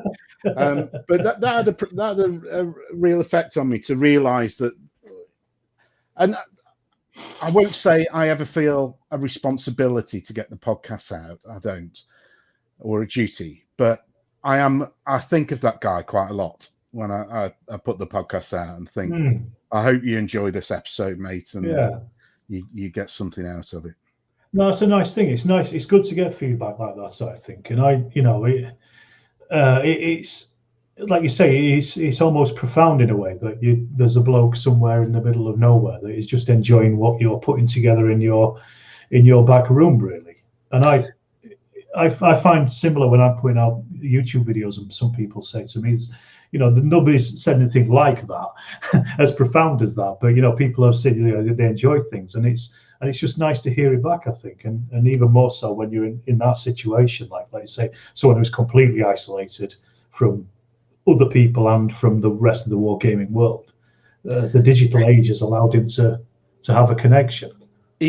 I'm not sure which big city is on the west coast of Canada, but he may live in the suburbs of that big city, but just chooses to isolate himself. I don't know, but I picture him on the set of The Revenant, clothed in animal fur. Yeah, that's Dom has just said the same thing. It's a wonderful thing when people get in touch and say how much they like what you do. It kind of makes you just, it is. It's very humbling. It just makes you want to do it. Because I don't know about you, when I set up as well with the YouTube, part of me was thinking, well, who'd be interested in listening to what I've got to say, about a particular subject? It's imposter syndrome. Yeah, absolutely. We all suffer from it, in different forms. And every time I put out a video, I'm always the same. I always think, is anyone going to watch this? Is this, is this going to be interesting for anybody? And invariably somebody does like it, and it's the same with your cast, I guess, isn't it? Well, look how your channel's grown over the last 12 months, Alex. I remember when we had that conversation where you got the friend who set up a YouTube channel and thought he was going to retire the following year as a millionaire. It's incredible the growth of your channel over the last few months, and that's down to a lot of hard work on your part. This doesn't happen at the click of a finger, does it? The videos that you put out. Just the amount of editing. But thanks. Nice of you to say that. I mean, I was looking at my stats, and a year ago I've grown 3,000 subscribers in the last year. That's incredible, isn't it? Yeah, I don't know what's happened. Partially lockdown, I think, as much as anything else, and just a few other changes here as there as well, you know.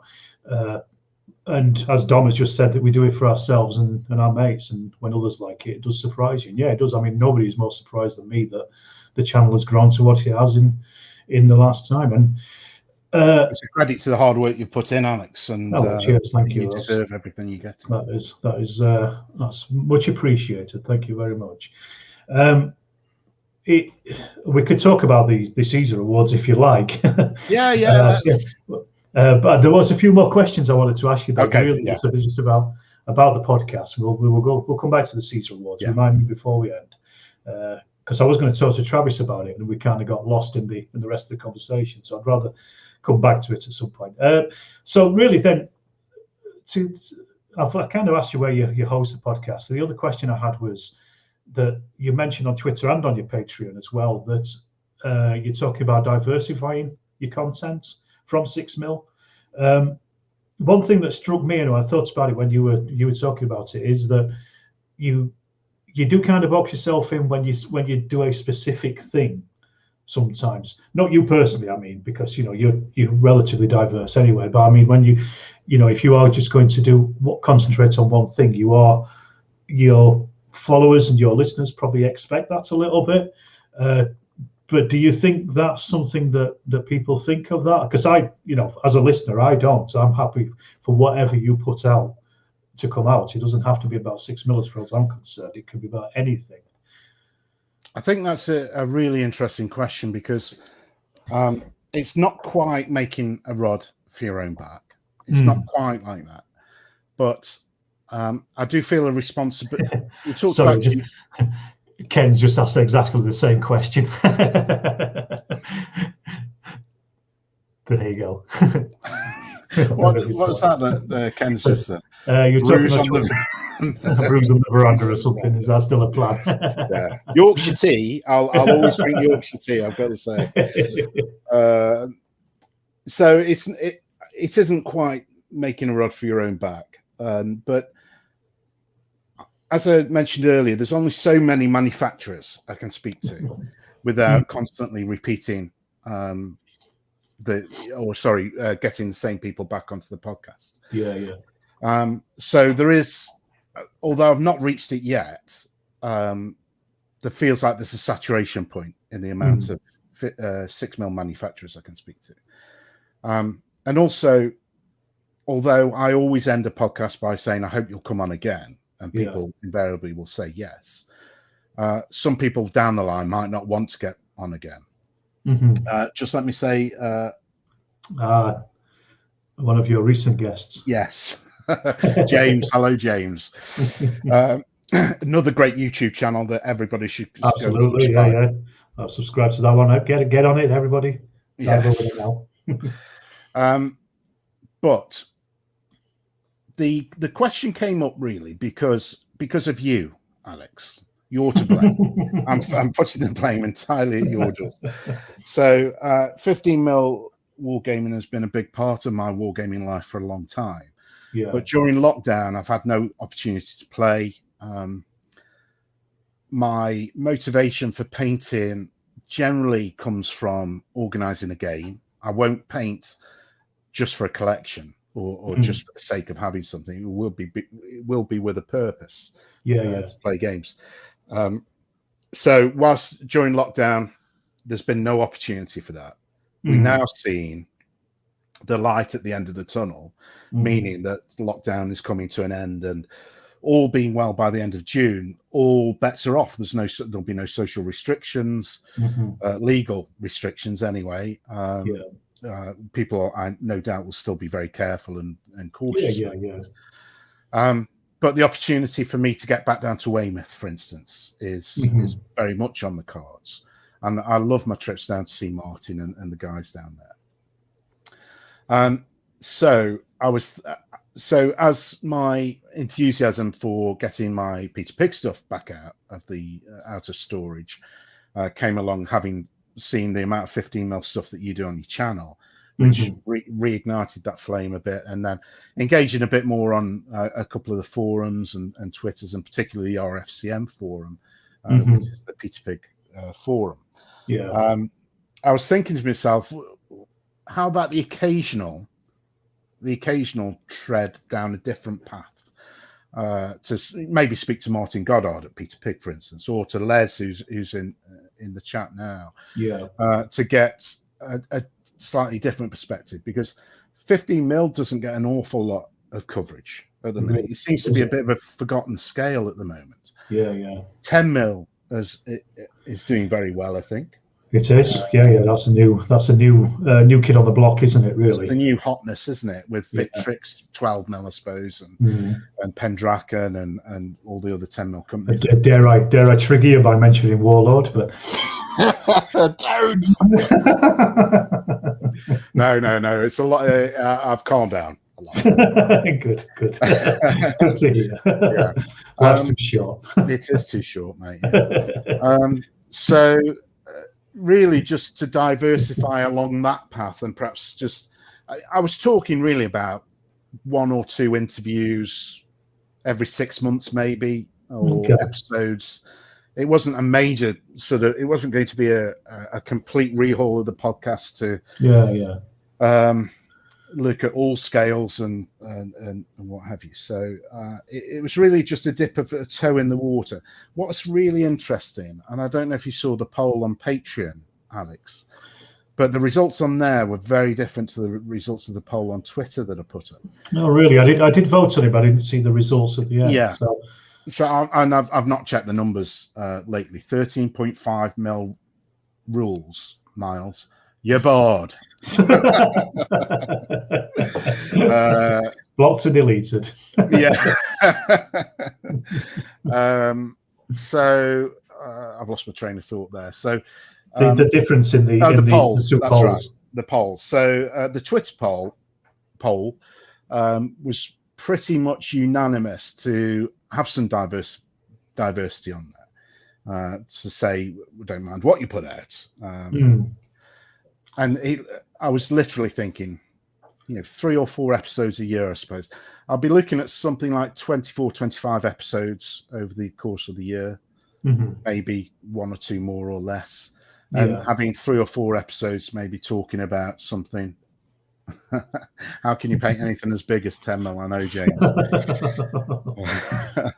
It'll take you hours. So that's all it was. But on Patreon, it's almost unanimously, or certainly the last time I looked, to say we're here for the 6mm content. That's your or USP. If you want to do that, fine. But that's why we're here listening to this podcast and supporting your podcast. So it has made me think how I should go about it. And I think what I've come up with is not to do it on the podcast, or maybe to just do it as a one-off. But I do have a dormant YouTube channel.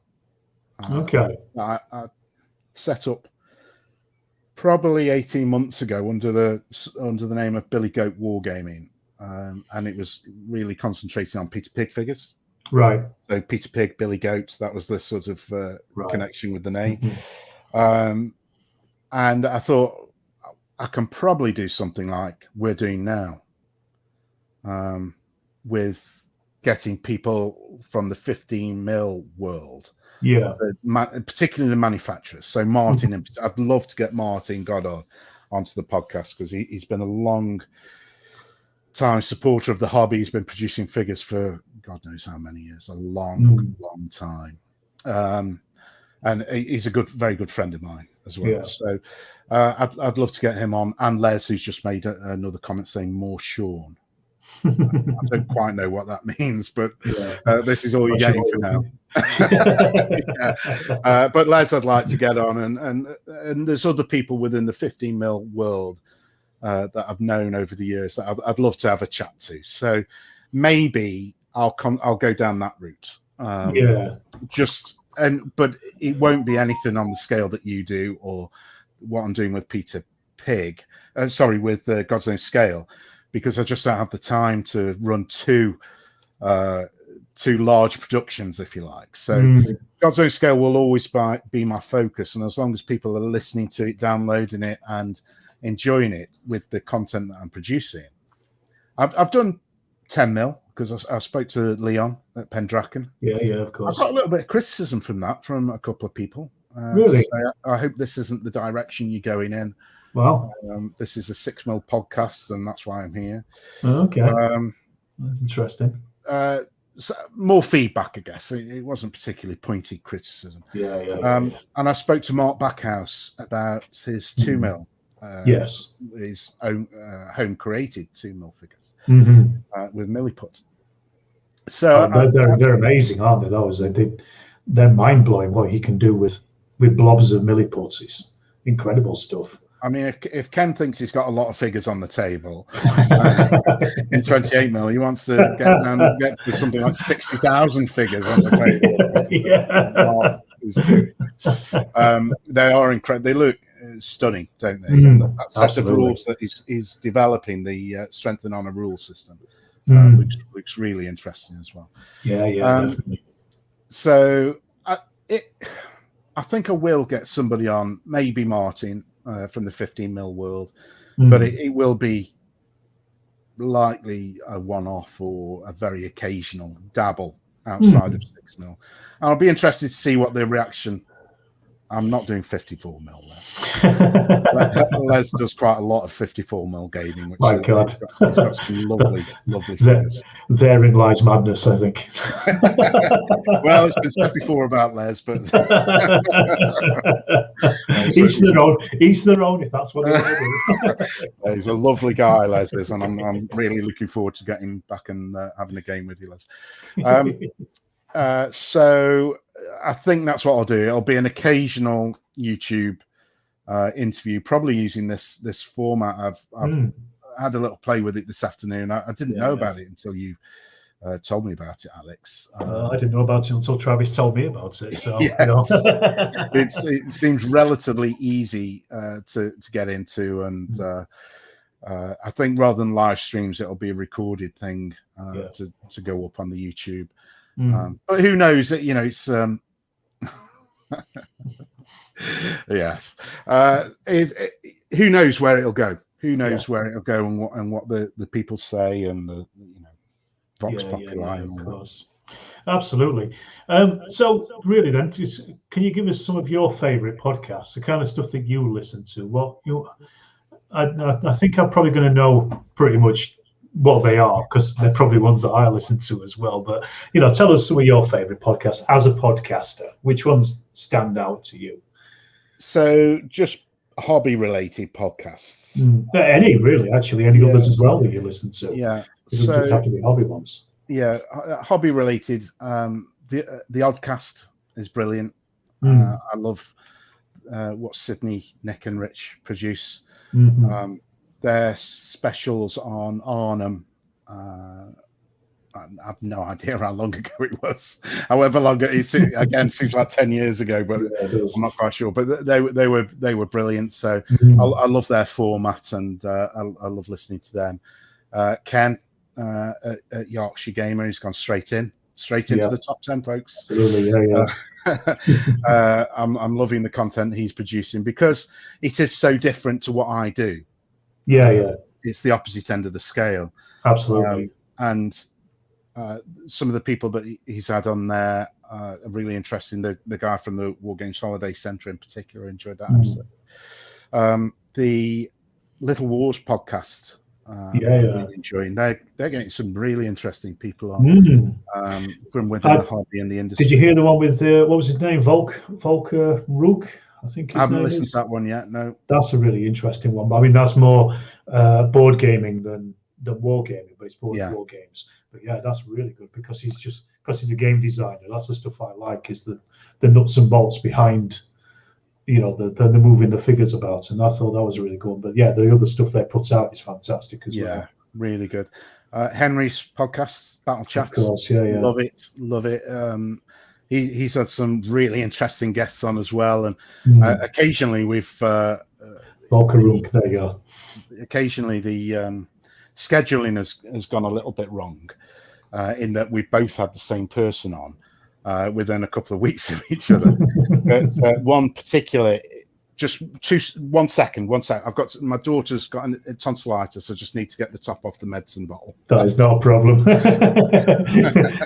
Family emergencies come first, don't you? Don't worry about that.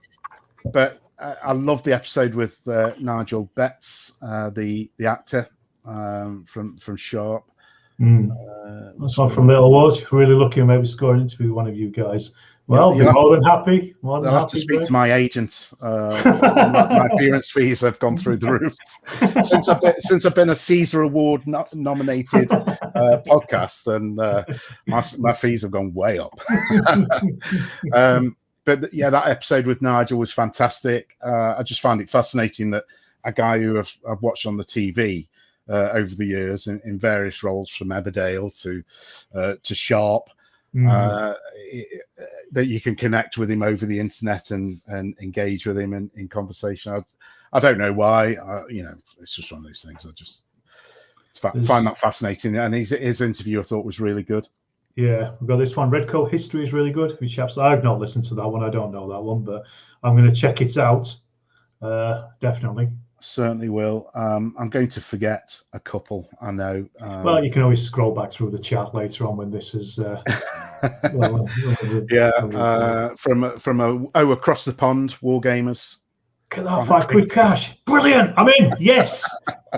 You're cheap. We need to stick together and get the fees up. We form a union. Content producers. Across the pond with Gary and Colin Grimes. I think you've been on there, haven't you? I have. Yeah, talking about solo gaming. Yes. I haven't seen anything from them recently. No, it's going to be quiet since their last one, where they did a dial-in with Annie from Bad Squiddo and Jay, the veteran wargamer, and a few other people. So that was an interesting one, actually. Oh, and it was Sam Mustafa as well. Yeah. So they had quite a few people on that. That was good. But yeah, they've gone quiet since then for some reason. And of course, Jay, you've just mentioned Jay from Veteran Wargamer. I know he's not produced as much content recently, but always good to listen to. Jonathan at Wargaming Recon, and send my commiserations out to John. His co-host has just passed away, unfortunately, through a very long and sad battle with cancer. But it's a shame. Yeah. So from the hobby perspective, those are the principal ones, I think. And then I think in the wider sense, you've got the likes of We Have Ways podcast with Al Murray and James Holland. I really enjoy that. Tom Holland, James's brother, and I can't remember what the blinking podcast is called now, but it's sort of a wider historical chat. Okay. I can't remember the name of it, but so there are quite many and varied. Usually it's got to have a historical bent to it. To listen to it. But I said earlier on that there's not that many around. I think when you sit down and think about it, we do all right, actually. I think, there's quite a lot to choose from. And the thing is because people are putting out quite long podcasts, most of them are about an hour to 2 hours long. It's quite a fairly big chunk to listen to, isn't it? Even if you don't do it in one sitting, you might do it in a couple of sittings. So, there's still always something else you can listen to, even if you've listened to, let's say all the Oddcasts or all yours things. There's somebody else who will put another podcast out that you can jump on and listen to for the next couple of hours. I listen to a lot of Arkham Horror card game podcasts as well, because it's a game I like, so I want to learn more about it. And again, it's the same kind of thing, really. You're listening to somebody talking enthusiastically about something that you're interested in. What's not to like, really, at the end of the day with that. That's an interesting thing you just mentioned there about time and length of podcasts, because I read a thread on the miniatures page. Now, there's quite polarized opinions about the miniatures page. I shan't go into. We won't discuss that one. I'll keep my opinions to myself. Yes, and this isn't an opinion piece on the miniatures page per se, but there was a comment on there saying any podcast longer than half an hour is too much. If you can't say in half an hour what you want to say, then you're not trying hard enough, something like that. I thought that was an interesting discussion, because my podcasts typically are an hour and a half to 2 hours. And I was wondering, what is the right length of podcast. So I put the question out there, and 100%, there wasn't a single negative comment. Was don't care how long it is. Put it out, and we'll listen to it in 3 parts, or we'll listen to it in one go.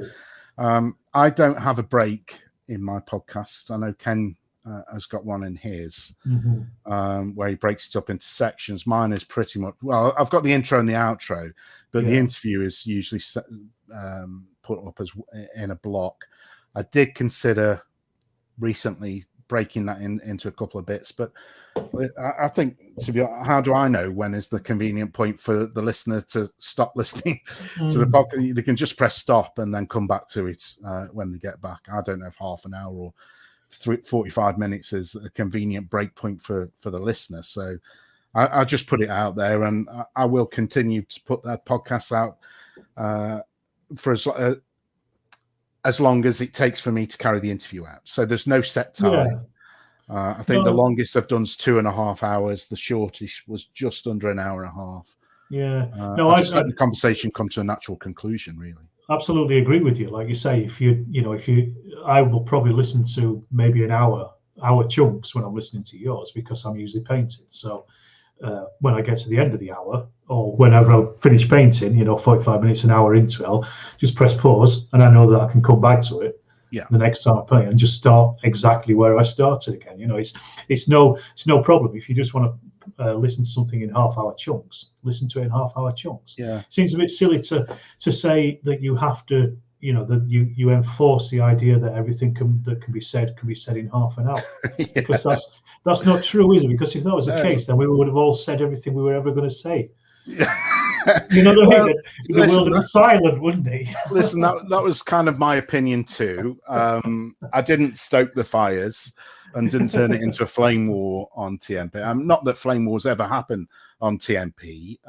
It's usually generally quite reasoned discussion and debate, and most people are on board with each other. Let's change subject. Next question. But a couple of people, I mean, this is something, length is something that's really kind of come up with me. It was going to be a question, I forgot it, but you've kind of covered it already. How long do you decide how a podcast is going to be? It's going to be the length that it is. And I'm the same with my videos with games. And there's a couple like the old group games that have gone on for like 2 hours, and I think, well, nobody's going to watch this. But then I look at the thing, and they're some of the biggest numbers of views that I've got. I think 4,000 people watched that first O group, and that was 2 hours long. Incredible. It's like, what's wrong with you? I get everything wrong. Well, it's because new set of rules. People like to see new set of rules being played, don't they? That's the thing, and it's. And I think, is this going to be too long? Should I cut it down? And one of the things that Little Wars are doing at the moment is those 10-minute hits for things. And, I don't think I'm stepping on their toes or anything to say, but, they have asked me to do one, because they asked Travis as well. So I've put together one. I'm interested to see what the different reactions between the hour-long video and the 10-minute long video is going to be, just from views, and also just from the people who, what the comments are.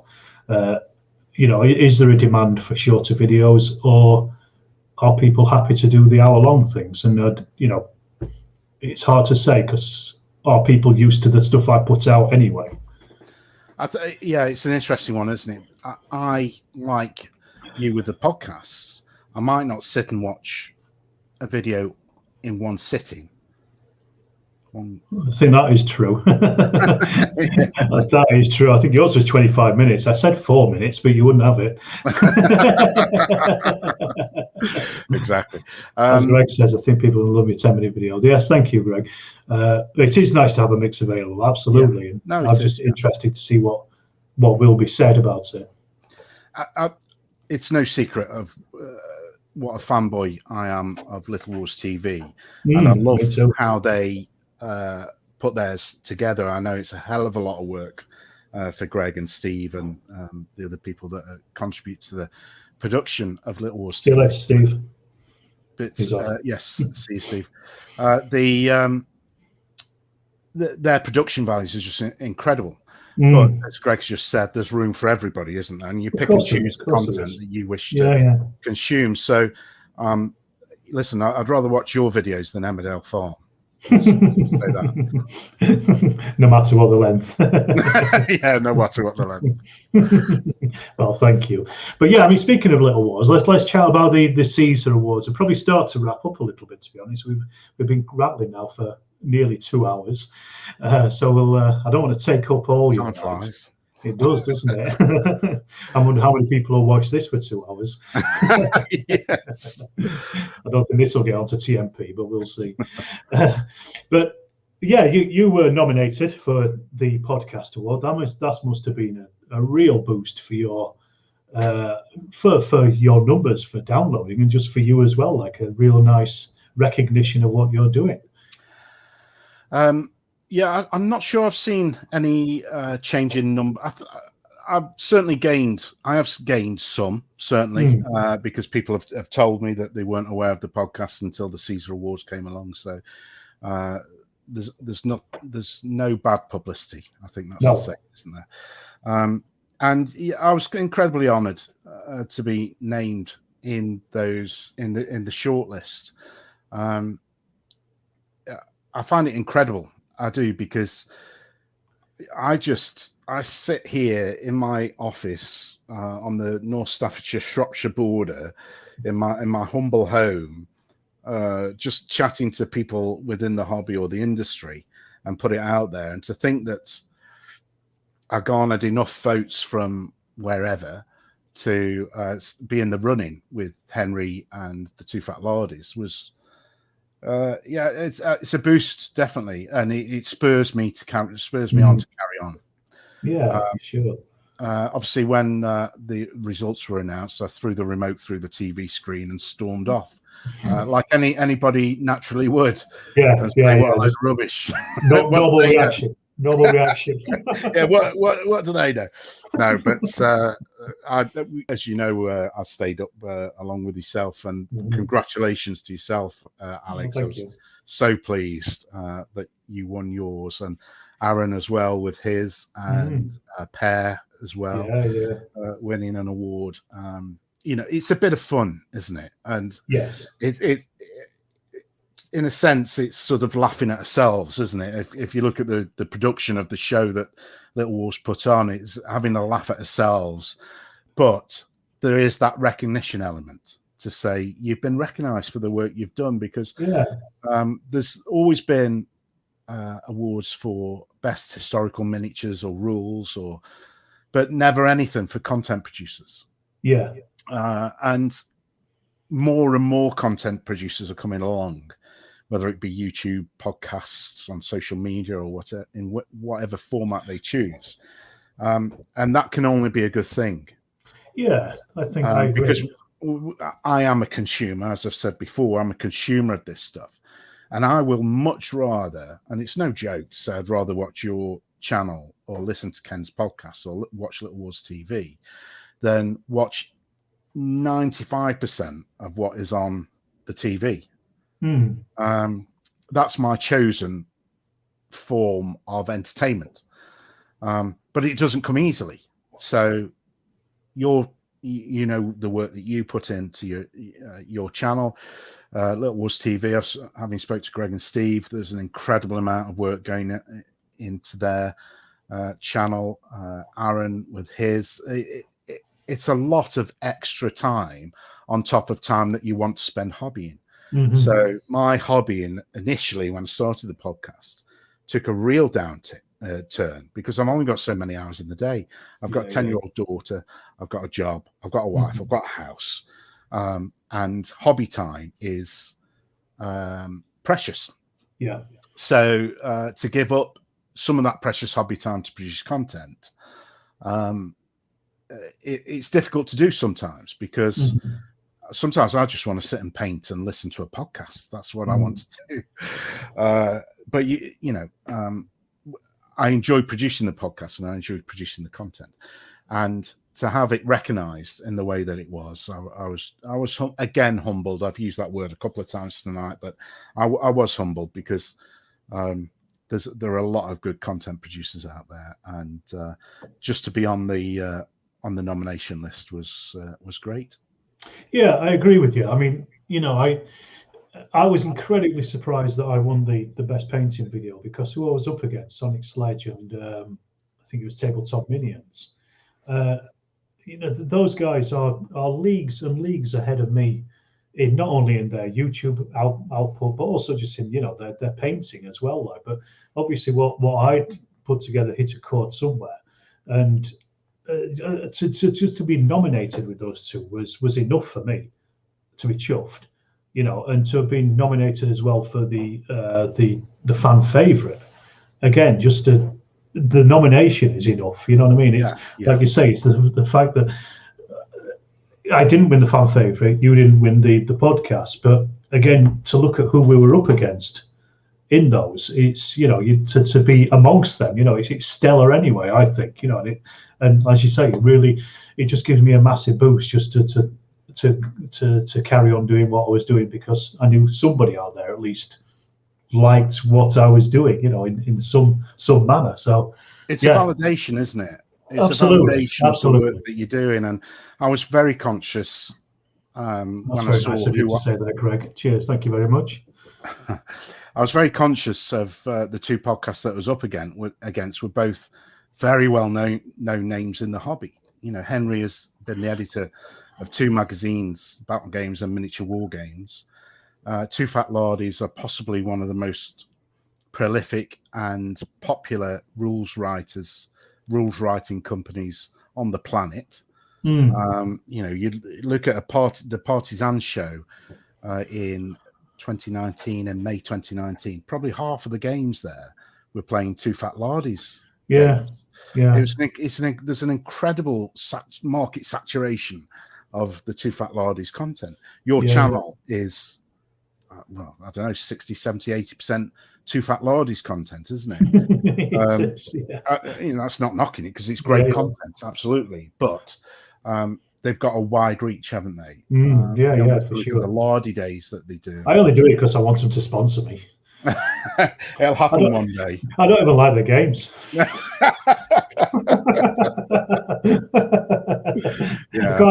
can't go. You go. That's my thing. And moving 6 inches every turn. Rolling dice for activation. What's that about? It'll never catch on. But to be up in that sort of company for me with a 6 mil podcast, which, as I said before, is a niche within a niche. Yeah, absolutely. I felt as though the work is worthwhile. I didn't need that to carry on and continue producing the podcast. I don't need that validation from the community. I do struggle to receive compliments. I don't take compliments very well. I think we're all similar to that, don't we? Yeah, I get a bit shy and awkward about it. It's probably the English characteristic. It is. But sitting back and thinking about it, to be in that company and to be recognised, it was great. I suppose on the back of that, friends of General Hager's, that's an interesting question there. So would you suggest someone starts a generalist podcast or a specialist? What would you think from that? It depends where your passions lie.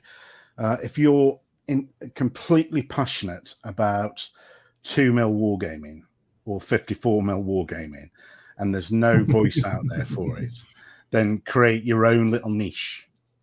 However, for reasons I think I've alluded to earlier on,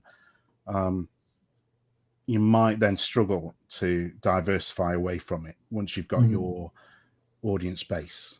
I'm not saying that I regret setting up God's Own Scale as a 6 mil podcast. Absolutely, I don't, and I will continue to produce it as long as people listen.